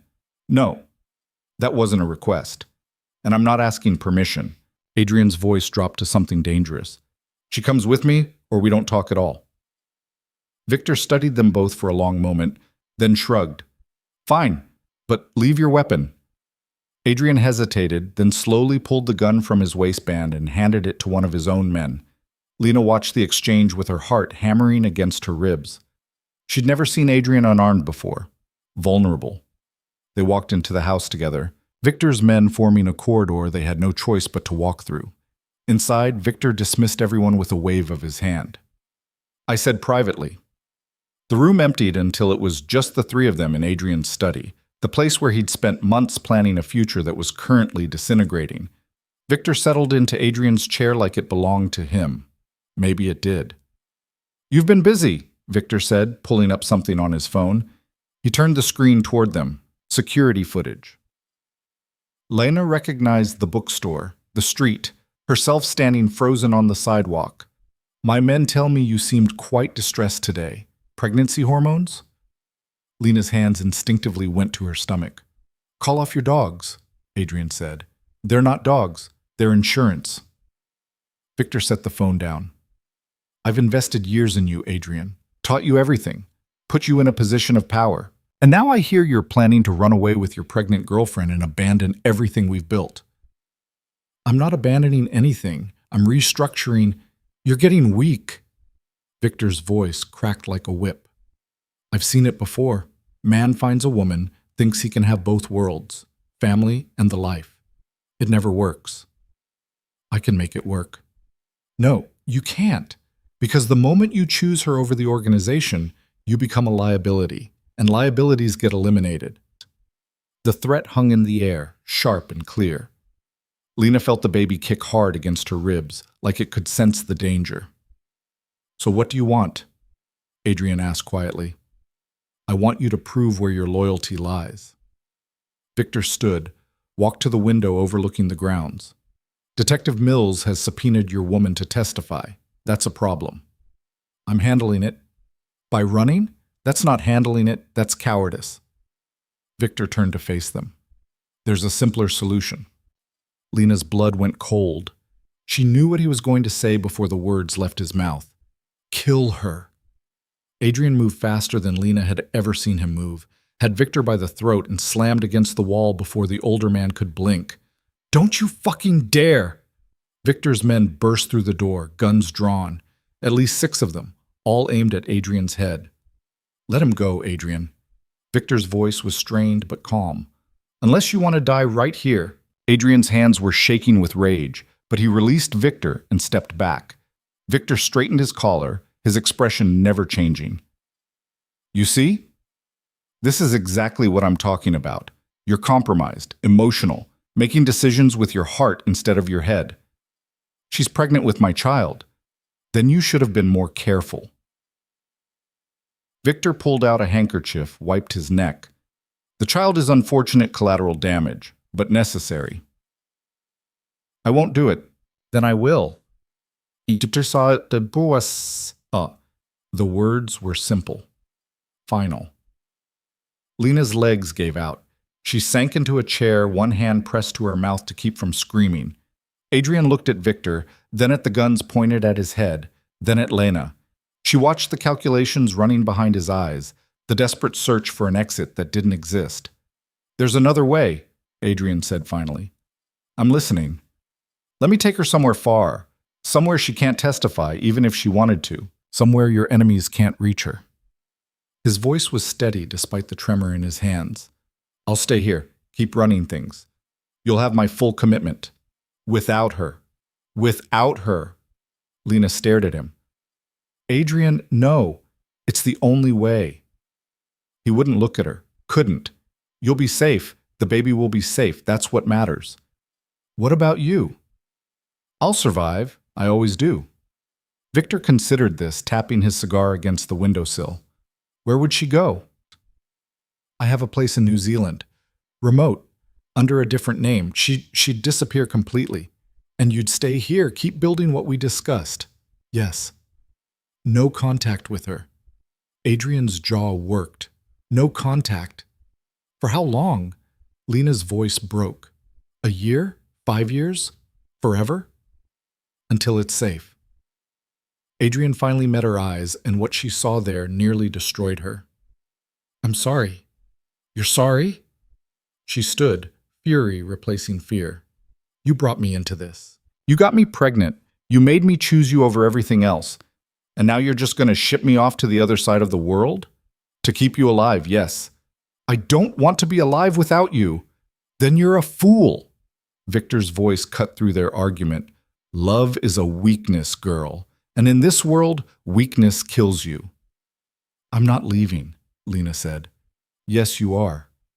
Adrian's voice was hard now, the softness gone. Tonight, I'll have everything arranged. I'll testify. I'll tell Mills everything. No, you won't, because you love me too much to destroy me. He moved closer, his eyes burning into hers. And because deep down, You know this is the only way to keep our babies safe. Lena wanted to argue, wanted to fight, but she looked at the guns, at Victor's cold smile, at the impossible situation they'd backed themselves into, and realized he was right. She hated him for it. Fine, she whispered. I'll go. Victor nodded, satisfied. Smart girl. Adrian, you have 12 hours to get her on a plane. After that, if she's still on American soil, my men will handle it. He left, taking his army with him. The moment they were alone, Adrian tried to reach for Lena, but she jerked away. Don't touch me. Lena, you promised me 6 months. You promised things would change. Tears were streaming down her face. You promised. I had no choice. There's always a choice. You just made the wrong one. The wrong one would have been letting Victor kill you. His voice cracked. I won't watch you die. I won't let our child die before they're even born. So instead, you're sending us away to some island where we'll never see you again. That's not saving us, Adrian. That's abandoning us. It's keeping you alive. For what? So I can raise our baby alone? So they can grow up without a father? She laughed bitterly. Sounds familiar, doesn't it? The hit landed. She watched it register on his face, watched the guilt slice through him. I'll find a way back to you, he said quietly. Once I've secured everything, once Victor is no longer a threat, you're never going to be free of Victor. You know that, right? Men like him don't let go. They just tighten their grip until you suffocate. Then I'll make him let go. How? He didn't answer, and Lena realized she didn't want to know. Pack your things, he said finally. I'll make the arrangements. She went upstairs on shaking legs, walked into the bedroom they'd shared, and stared at the life she'd built in 6 impossible months. Clothes in the closet, books on the nightstand, the ultrasound photo taped to the mirror. She'd been so stupid, thinking she could have this. Thinking love was enough to overcome everything else. She packed mechanically, essentials only, the way Adrian had taught her. Always be ready to run, always have an exit. She'd thought he was being paranoid. Turned out he was just being realistic. When she came back downstairs, Adrian was on the phone speaking rapid Russian. He hung up when he saw her. Private plane leaves in 3 hours from a small airfield upstate. New identity waiting for you when you land. Bank accounts already established. The house is fully furnished, isolated but comfortable. You've thought of everything. I've had contingency plans for months. He pulled out a folder, handed it to her. Everything you need to know. Don't deviate from the instructions. She took it without looking inside. What happens to you? I finish what I started.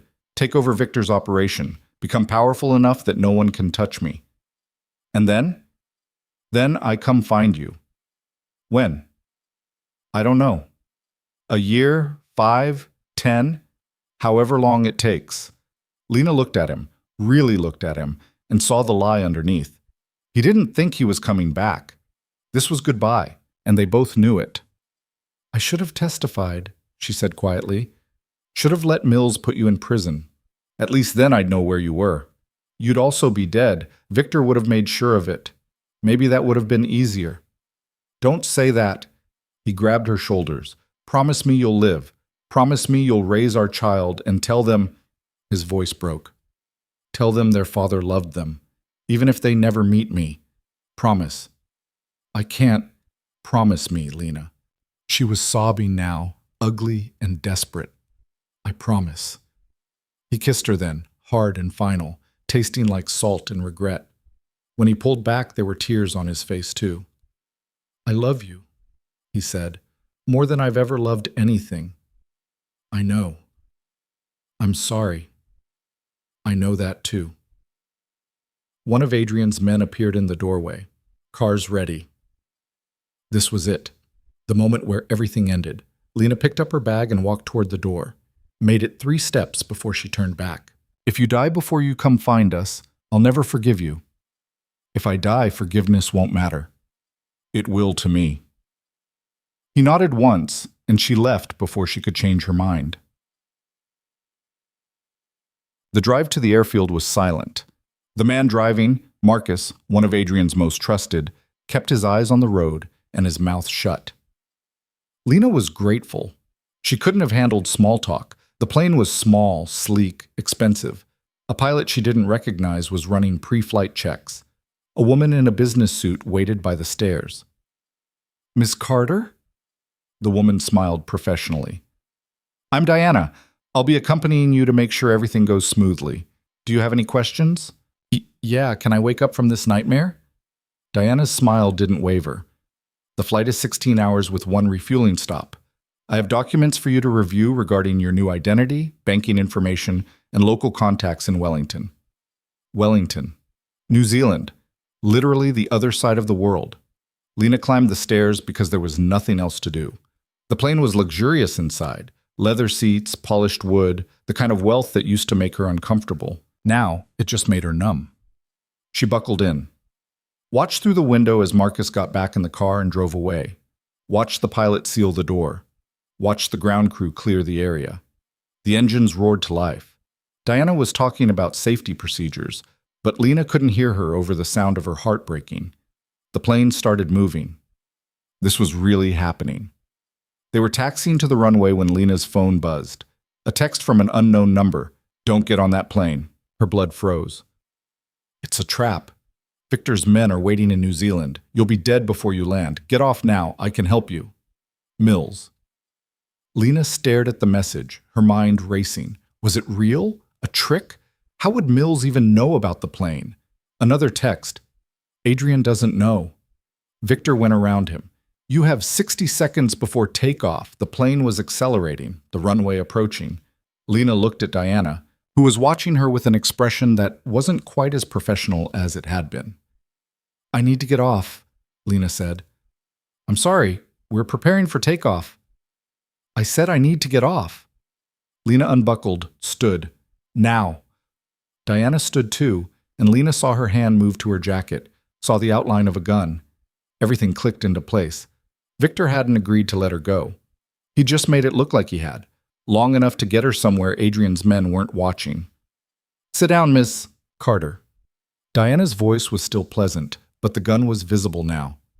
"This will all be over soon." The plane was picking up speed. Lena's hand went to her stomach, protective and desperate. "Please, I'm pregnant." "I know. Victor sends his regards."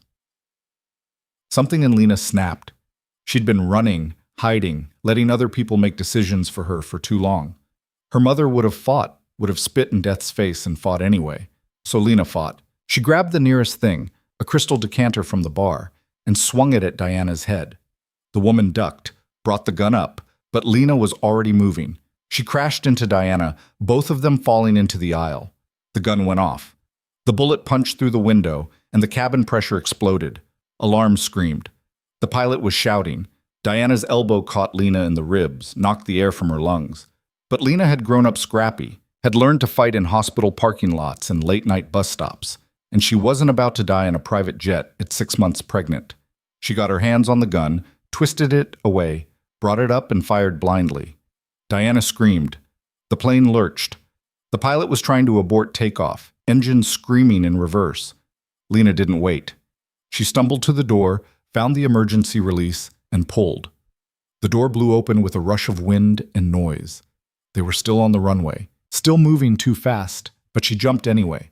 Hit the tarmac hard. Rolled. Felt something in her shoulder wrench wrong. The plane skidded past, metal shrieking against concrete. Lena lay there gasping, checking frantically for blood, for pain, for signs the baby was hurt. But aside from her shoulder and some scrapes, she seemed intact. The baby kicked. She started laughing. Couldn't stop. Hysteria and relief mixing into something unhinged. Cars were approaching. Airport security, probably. She needed to move. Needed to get somewhere safe before Victor's people found her. She grabbed the phone Mills had somehow gotten to her and dialed the number from the texts. Mills answered immediately. "Are you off the plane?" "Yeah." "Are you hurt?" "I'll live." "Good. Stay where you are. I have people coming for you." "How did you know about the plane?" "We've had Victor under surveillance for months. When we saw the crew he assembled, all known killers, we knew what he was planning." "Besides?" A pause. Where's Adrian? At the estate. He thinks I'm on my way to New Zealand. He doesn't know Victor double-crossed him? No. Lena looked at the wrecked plane, at the emergency vehicles arriving. He has no idea. Then we need to move fast. Victor's going to kill him the moment he finds out you're alive. The words hit like a physical blow. What? You were never supposed to survive, Ms. Carter. And once you were dead, Adrian would have been a liability Victor couldn't afford to keep. This was a kill order for both of you. Lena's hands were shaking. We have to warn him. No, we have to get you somewhere safe first. I don't care about safe. I care about the man who is going to send you to your death? He didn't know. Doesn't matter. You help me now, you testify, and we can save him. Otherwise, he's dead by morning. Mills's voice softened slightly. Your choice, Lena. But make it fast. Federal agents were approaching. Lena recognized the badges, the body language. She'd run out of options. Okay, she whispered. I'll testify. Smart girl. Now come with my people before Victor's men get there. Lena let the agents help her up, guide her to an unmarked car. She looked back at the plane one last time and thought about how close she'd come to dying without ever seeing Adrian again. Now she just had to make sure he didn't die either. The safe house was an apartment in the city, small, nondescript, the kind of place no one would look twice at. Mills set her up with medical care first. A doctor who checked the baby, confirmed everything was okay despite the fall, gave Lena painkillers for her shoulder and instructions to rest. As if rest was possible. We need to go over your testimony, Mills said once the doctor left. Not until you tell me how to save Adrian. Mills sighed, sat across from her at the small kitchen table. Victor's moving tonight. We've intercepted communications indicating he's planning to eliminate Adrian and consolidate power under new leadership. When? Midnight, maybe sooner. Lena checked the time. It was already past 10. So we have 2 hours to save him. We're not saving him. We're arresting him. Mills pulled out photos, spread them on the table. Your testimony gets us Victor. Adrian's secondary. Then I don't testify. Ms. Carter, you want Victor? Fine, I'll tell you everything, but Adrian gets immunity. That's not how this works. Then make it how it works. Lena leaned forward. You said it yourself. Victor's the real threat. Adrian's just a soldier. You give him immunity, he'll tell you everything about Victor's operation. Names, locations, routes, everything. What makes you think he'll cooperate? Because I'll ask him to. Mills studied her for a long moment. You really love him? Yeah. Even after everything. Especially after everything. Lena's hand went to her stomach. He's the father of my child. And whatever else he is, he tried to save me. He didn't know it was a trap. Or maybe he did and decided you were expendable. You don't believe that? No, Mills admitted. I don't. Which is why I might be crazy enough to try this. She pulled out her phone, made a call. Get me the U.S. attorney. Tell her it's urgent. The next hour was a blur of negotiations, legal arguments, conditions, and counter-conditions. Lena sat there with her hands on her stomach, feeling the baby kick and praying this would work. Finally, Mills hung up and looked at her. You get your deal. Adrian testifies against Victor. He gets immunity, but he has to wear a wire tonight. Get Victor on record ordering his execution. That's suicide. It's the only way to make this stick in court. Mills pulled out a small device. He goes in wired, gets Victor talking, and our team moves in before things go south. And if they don't move in fast enough, then Adrian dies. But he was going to die anyway. This way, he has a chance. Lena stared at the wire, at the tiny piece of technology that represented Adrian's only hope of survival. How do we get this to him? You call him. Tell him you're alive. Tell him about the deal. He'll never agree. Then convince him. Mills pushed the phone toward her. You have one chance, Ms. Carter. Make it count. Lena picked up the phone with shaking hands and dialed Adrian's number. He answered on the first ring. Lena. His voice was destroyed. Did you land safely? I never took off. Silence. Then, what? Victor tried to have me killed. Diana, the woman on the plane, She was going to shoot me. I got away. More silence. She could hear him breathing, could almost feel the rage building through the phone. Where are you? His voice was deadly quiet. Safe. With Mills. Lena, listen to me. Victor's coming for you tonight. He was always going to kill you. The plane was just a way to get rid of both of us. I'll handle Victor. Not alone you won't. He'll have 20 men. You'll be dead before you see it coming. She was crying now. Couldn't help it. But there's a way out, for both of us. I'm listening. Testify against Victor. Mills will give you immunity. Full protection. We can disappear together. Really disappear. In exchange for what? You wear a wire, get Victor to admit he ordered the hits, then Mills's team moves in and arrests him. Adrian laughed, but there was no humor in it. That's a death sentence. So is doing nothing. If Victor even suspects I'm wired, then you make sure he doesn't suspect. Her voice broke. Please, Adrian, this is the only way we all survive. You're asking me to betray the man who raised me. I'm asking you to choose us, the way you said you would. She pressed her hand to her stomach. Your daughter needs a father. I need you, please. She heard him breathing, heard the calculations, the war between loyalty and love. Okay, he said finally. I'll do it. You will? For you, for our baby. I'll do it. Relief crashed through her so hard she almost collapsed. Mills is sending people to wire you up. They'll be there in 20 minutes. Lena? Yeah? I love you. No matter what happens tonight, nothing's going to happen. You're going to get Victor on tape, Mills is going to arrest him, and then we're going to figure out the rest together. Together, he repeated, like he was trying to believe it. Together, she promised. They hung up, and Lena sat there shaking while Mills coordinated with her team, deploying agents, setting up the operation that would either save Adrian or kill him. All Lena could do was wait and pray that love was enough. Mills's tech team arrived at the estate 40 minutes later, disguised as a private security consultation Adrian had supposedly requested. They wired him in his study while Lena listened over speakerphone from the safe house, her heart in her throat every time someone spoke. It's small, the lead tech said. Sewn into your collar. Don't touch it. Don't adjust your shirt. And for the love of everything, don't let Victor pat you down. He won't, Adrian said. He thinks I'm broken. Thinks losing Lena destroyed me. Use that, Mills instructed through the phone. Grief makes people careless. Play into it. When does Victor arrive? Adrian asked. Any minute. He texted 30 minutes ago saying he wanted to discuss transition plans. There was a pause. This is really happening. Yeah, Adrian said quietly. It is.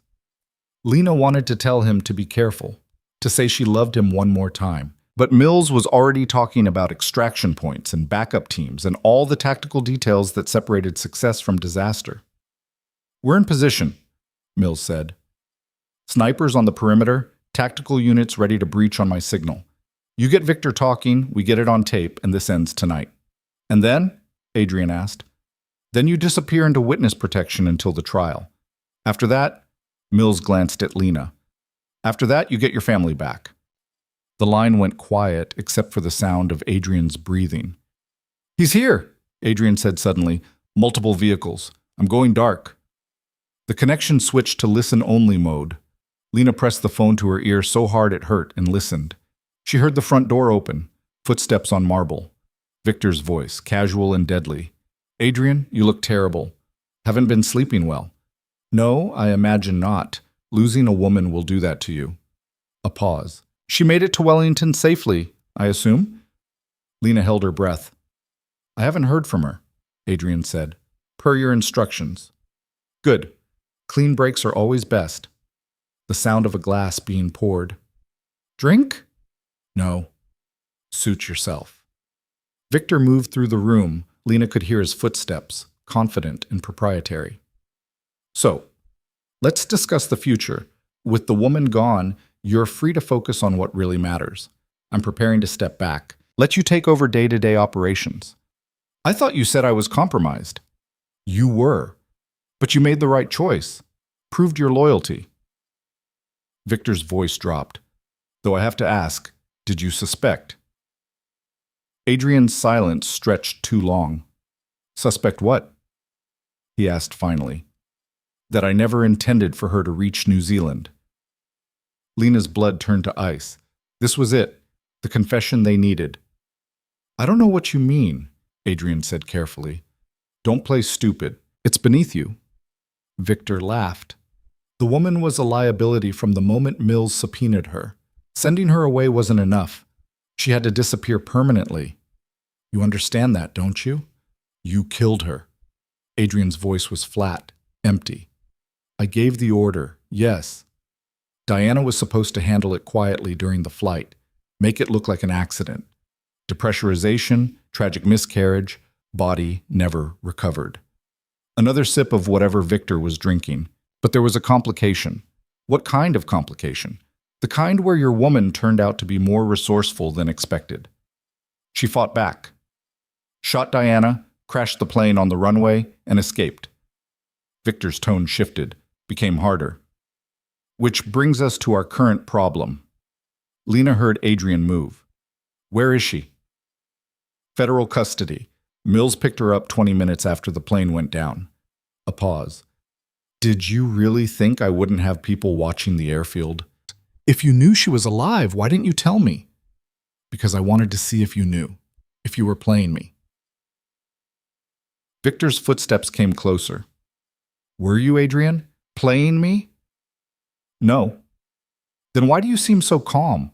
Your pregnant girlfriend just survived an assassination attempt, and you're standing here like we're discussing the weather. Because I'm in shock, Adrian said. Because I don't know what the hell to do with any of this. Here's what you do. You help me find her before she testifies, and then you kill her yourself. The words hung in the air like poison. You want me to kill Lena? Adrian said slowly. I want you to prove you're not compromised, that you can still make the hard choices. Victor moved closer. Lena could hear it in the audio. She's in a safe house somewhere in the city. Mills thinks she's protected, but we both know there's no such thing as real protection, not from us. And if I refuse, then I'll assume you've turned, that Mills got to you, and I'll handle both problems accordingly. Lena was gripping the phone so hard her knuckles were white. Mills was on another line coordinating with her team, but Lena could see the tension in her face. This is it, Mills said. He's got Victor admitting to ordering the hit. We can move now. Wait, Lena said. Give Adrian more time. For what? We have what we need. To finish this his way. Mills looked at her like she was crazy, but something in Lena's expression made her hesitate. On the audio, Adrian spoke. I'll need her location. I'll have it within the hour. My contact inside the bureau is running facial recognition from traffic cameras. Once we pinpoint the safe house, I'll handle it, Adrian interrupted. Alone. You're sure? She trusts me. It'll be easier if it's just me. Victor was quiet for a moment. Then he laughed. You really have gone cold, haven't you? I wasn't sure you had it in you anymore. You taught me well. Yes, I did. The sound of a hand on his shoulder. Do this, and you'll have my full support. The entire organization. Everything I've built. And if she's already testified? Then you kill her anyway. Send a message that betrayal has consequences.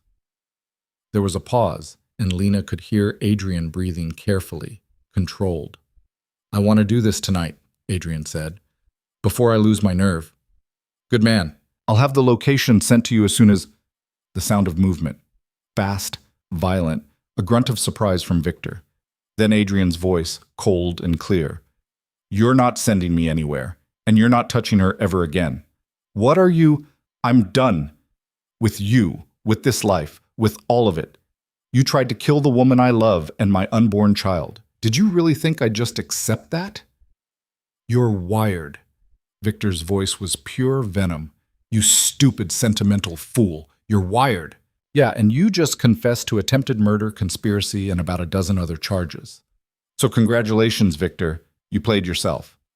The sound of a scuffle, shouting in Russian, gunshots. Move, move, move! Mills was screaming into her radio. All units breach now. The audio descended into chaos, gunfire, men yelling. glass shattering. Lena couldn't breathe, couldn't think, could only listen and pray. Adrian, she whispered, please be okay. More gunshots, closer now. Someone screamed, then silence. Adrian? Mills said into the comm. Adrian, respond. Nothing. Tactical team, report. A crackle of static, then a voice. Multiple hostiles down, civilian casualties unknown, breaching the study now. Lena was shaking so badly she could barely hold the phone. We have Victor in custody. He's hit but alive. What about Adrian? Mills demanded. Another pause that lasted forever. He's down. GSW to the chest. Medic. Lena's legs gave out. She slid to the floor, phone still pressed to her ear, and heard them calling for an ambulance, heard the chaos of a crime scene being secured. He's alive, the voice said finally. Barely, but alive. Mills looked at Lena. Get your coat. We're going to the hospital. The emergency room at Metro General was the same one where Lena had worked a lifetime ago. She knew these halls, these smells, the particular fluorescent quality of the waiting room lights. But she'd never been on this side of things. The one waiting, the one praying, the one who might lose everything. Adrian was in surgery for 4 hours. Lena sat in a plastic chair with Mills beside her, one hand on her stomach where the baby was kicking frantically, like it could sense her fear. He's strong, Mills said quietly. He'll make it. You don't know that. No, but I've seen him survive worse. Lena looked at her. Have you? Mills nodded. 3 years ago, rival organization tried to take him out. Ambush, 5 against 1. He killed 4 of them and walked away with a collapsed lung and a shattered collarbone. Man's too stubborn to die. Or too stupid. Maybe both. A doctor appeared in scrubs speckled with blood. Lena stood so fast she got dizzy. Family of Adrian Volkov? I'm his... Lena hesitated. What was she? Girlfriend seemed trivial. Baby mama felt wrong. She's his fiancée, Mills supplied. How is he? Stable. The bullet missed his heart by 2 centimeters, punctured his lung, cracked a rib, but we were able to repair the damage. He's in recovery now. Can I see him? He's sedated. Won't be awake for several hours. But yes, you can sit with him. The doctor led Lena through secure doors to a private room where Adrian lay hooked up to machines that beeped and hummed. He looked pale, fragile, nothing like the dangerous man who'd walked into her life 6 months ago. She sat beside the bed and took his hand. You scared the hell out of me, she whispered. Don't ever do that again. Gumas, metamam. He didn't respond, but his fingers twitched in hers like he'd heard her anyway. She stayed there all night, dozing in the chair, waking every time a monitor beeped. At some point, Mills brought her coffee and a sandwich she couldn't eat. Victor's talking, Mills said. Giving us names, locations, everything. He knows he's going down, so he's taking everyone with him. What about Adrian? Deal stands, he testifies, he gets immunity. After that, Mills shrugged. Witness protection if he wants it. New names, new lives. You'd disappear completely. Is that what you'd recommend? Honestly, yes. Victor's organization is collapsing, but there'll be people who blame Adrian, who want revenge. Safest thing is to vanish. Lena looked at Adrian's face, peaceful in sleep despite everything. What if I'm tired of running? Then you stay and spend the rest of your life looking over your shoulder, wondering if every stranger on the street is the one who's going to put a bullet in you. That's not much of a choice. No, Mills agreed, but it's the only one you've got. Adrian woke up 36 hours later. Lena was asleep in the chair when she heard him say her name. Her eyes flew open, and there he was, looking at her with those dark eyes that had seen too much but somehow still held tenderness. Hey, she said, moving to his bedside. Hey. His voice was rough from the breathing tube. You're okay. I'm okay. The baby's okay. You're the one who got shot. Worth it. He tried to sit up, grimaced. Victor? In custody, singing like a canary. You're a hero. I'm an idiot who got myself shot. That too. She kissed his forehead.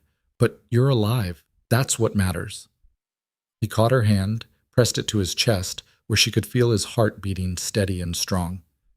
I meant what I said. I'm done with all of it. Mills says we can disappear. New identities, witness protection, the whole thing. Is that what you want?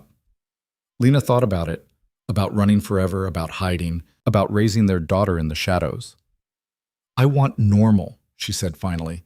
I want boring. I want to worry about diapers and daycare, not bullets and betrayal. Then that's what we'll have. You make it sound easy. It won't be, but nothing worth having ever is. He was right. Nothing about their story had been easy. It had been desperate and dangerous and completely insane. But sitting there with his hand in hers, feeling their baby kick between them, Lena realized something. She wouldn't change it. Every bad choice, every moment of fear, every impossible decision had led her here. To this man who'd loved her enough to risk everything. To this baby who represented a future she'd stopped believing in. Mills wants us to testify next month, Lena said. After that, we're free. Free? Adrian tested the word. I don't think I've ever been free. Then it's about time you learned. He pulled her down carefully, kissed her slow and deep, despite the machines and the pain. When they broke apart, he was smiling. What? She asked. I was just thinking about the first time I saw you, sitting in that dead car looking like the world had beaten you down and you were too tired to get back up. I was pathetic. You were beautiful and brave and so goddamn stubborn. He touched her face.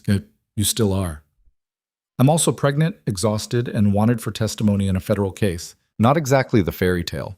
No, but it's ours. And that, Lena realized, was what mattered. Not the fairy tale. Not the happy ending tied up in a bow. Just the messy, complicated, deeply human reality of two broken people trying to build something whole. The trial took 6 weeks. Victor fought hard, brought in expensive lawyers, tried to discredit both Adrian and Lena as witnesses. But the recordings didn't lie. Neither did the paper trail, the bodies, the decades of evidence Mills had compiled. The jury deliberated for 3 hours. Guilty on all counts. Viktor Sokolov was sentenced to life without parole. Lena was 8 months pregnant by then, huge and uncomfortable, and ready for this chapter of her life to be over. Mills kept them in protective custody until the sentencing, just to be safe. After that, the deal kicked in. New names, new city, new lives. They chose Portland. Far enough from everything, rainy enough that Adrian joked it felt like home, quiet enough to disappear into.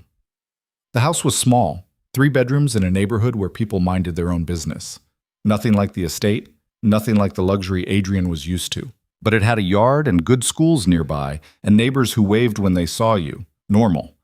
Lena went into labor on a Tuesday afternoon while Adrian was assembling a crib. I think, she said, and then her water broke all over the kitchen floor. Adrian dropped the screwdriver, went pale. Now? It's now? It's now. He got her to the hospital in record time, only ran 2 red lights, held her hand through 14 hours of labor that left them both exhausted and terrified. Their daughter was born at 6:37 in the morning, weighing 7 pounds 2 ounces, with dark hair and lungs that could wake the dead. Adrian cried when they put her in his arms. She's perfect, he whispered. She's screaming, Lena said, but she was crying too. She's perfect, he repeated. They named her Sophia. No middle name, no connection to their old lives. Just Sophia Chen, the new surname Mills had given them, simple and unremarkable. Watching Adrian hold their daughter, seeing the way he looked at her like she was made of starlight and promises, Lena understood something she hadn't before. People weren't just one thing. Adrian had killed men, had built an empire on violence and fear, had made choices that would haunt him forever. But he was also the man who stayed up all night when Sophia wouldn't sleep, who sang to her in Russian even though she couldn't understand, who looked at Lena like she'd saved his life instead of the other way around. Both things were true, and maybe that was okay. Debt. Sophia was 3 months old when they got the news. Someone had put a contract out on Adrian. $500,000 to anyone who could find and kill the man who'd brought down Viktor Sokolov. Mills called personally. We can move you again? New city? New names. Adrian looked at Lena, at Sophia sleeping in her bassinet, at the life they'd started to build. No, he said. We're done running. Adrian, I spent my whole life running from one thing or another. Fear, loyalty, consequences. I'm not doing it anymore. He reached for Lena's hand. We stay. We fight if we have to. But we don't run. Mills was quiet for a moment.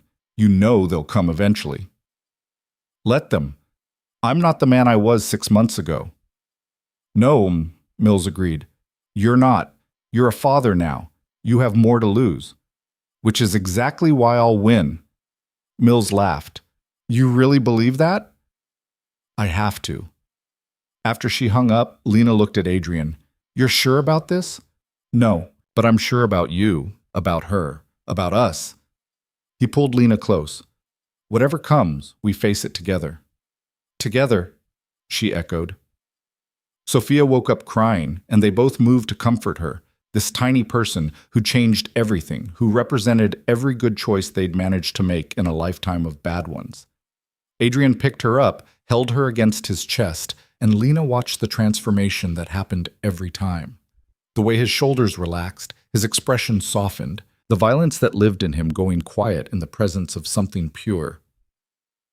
Tell me we're going to be okay, Lena said. We're going to be okay. You don't know that. No, but I believe it anyway. And standing there in their small house in Portland, with their daughter between them and the rain falling soft against the windows, Lena decided to believe it too. Because the alternative was despair, and she'd had enough of that for one lifetime. The contract never materialized into anything real. Months passed, then a year. Sophia learned to walk, to say dada and mama, to laugh at Adrian's terrible attempts at peekaboo. They celebrated first holidays, first words, first everything in their quiet, normal life. Adrian got a job in security consulting. Ironic, Lena thought, but he was good at it. She went back to nursing, part-time at first, at a clinic that served low-income families. It felt right, using her skills to help people who needed it. They made friends with neighbors who knew them as Mark and Elena Chen, the nice couple with the cute baby. No one suspected. No one knew. Sometimes Lena would catch Adrian staring out the window with that distant look that meant he was remembering. She'd go to him, put her hand on his shoulder, bring him back. Where were you? She'd ask. Somewhere else. Somewhere that doesn't exist anymore. Good. Stay here with us. And he would. Always. He would. On Sophia's second birthday, they had a small party in the backyard. Cake, balloons, the neighbor kids running around screaming, so beautifully, perfectly normal. Adrian pulled Lena aside while Sophia was demolishing her piece of cake. I need to tell you something, he said. Her stomach dropped. What? I called Mills last week, asked her about the contract. And? It was rescinded 6 months ago. Victor's people scattered after he went to prison. No one cares about revenge anymore. They just want to survive. Lena let out a breath she'd been holding for 2 years. So we're really safe? As safe as anyone ever is. She looked at their daughter, covered in frosting and giggling. I spent so long being scared. I don't know how to not be scared anymore. Then we learned together. He kissed her temple. That's what families do. Families. The word still felt strange, fragile, like something that could break if she held it too tight. But it was theirs. Built not from blood or tradition, but from choice. From two people who'd met in the worst possible way and somehow found something worth saving. That night, after Sophia was asleep and the house was quiet, Adrian and Lena sat on the back porch with wine and silence. Do you ever regret it? Lena asked. Giving up everything, the power, the money, all of it. Every day. He said it without hesitation. And then I look at you, at Sophia, and I realize I didn't give up anything. I traded one life for a better one. Even if it's smaller? Especially because it's smaller. Big lives are exhausting. Small lives, they're where real things happen. Lena leaned her head on his shoulder. I love you. I love you too. They sat there until the wine was gone and the stars came out, and Lena thought about how far they'd come from that rainy night in a hospital parking lot. She'd been drowning then, invisible, forgotten. Now she was seen, cherished, home. It hadn't been easy. It hadn't been clean.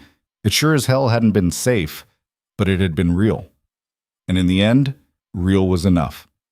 Years later, when Sophia was old enough to ask questions, they told her a version of the truth. Not the whole truth. That would come later, when she was ready. But enough. That they'd met during a hard time, that they'd made mistakes, that love sometimes meant choosing each other even when it didn't make sense. "Were you a bad guy, Dad?" Sophia asked one night at dinner, direct, in the way only children can be.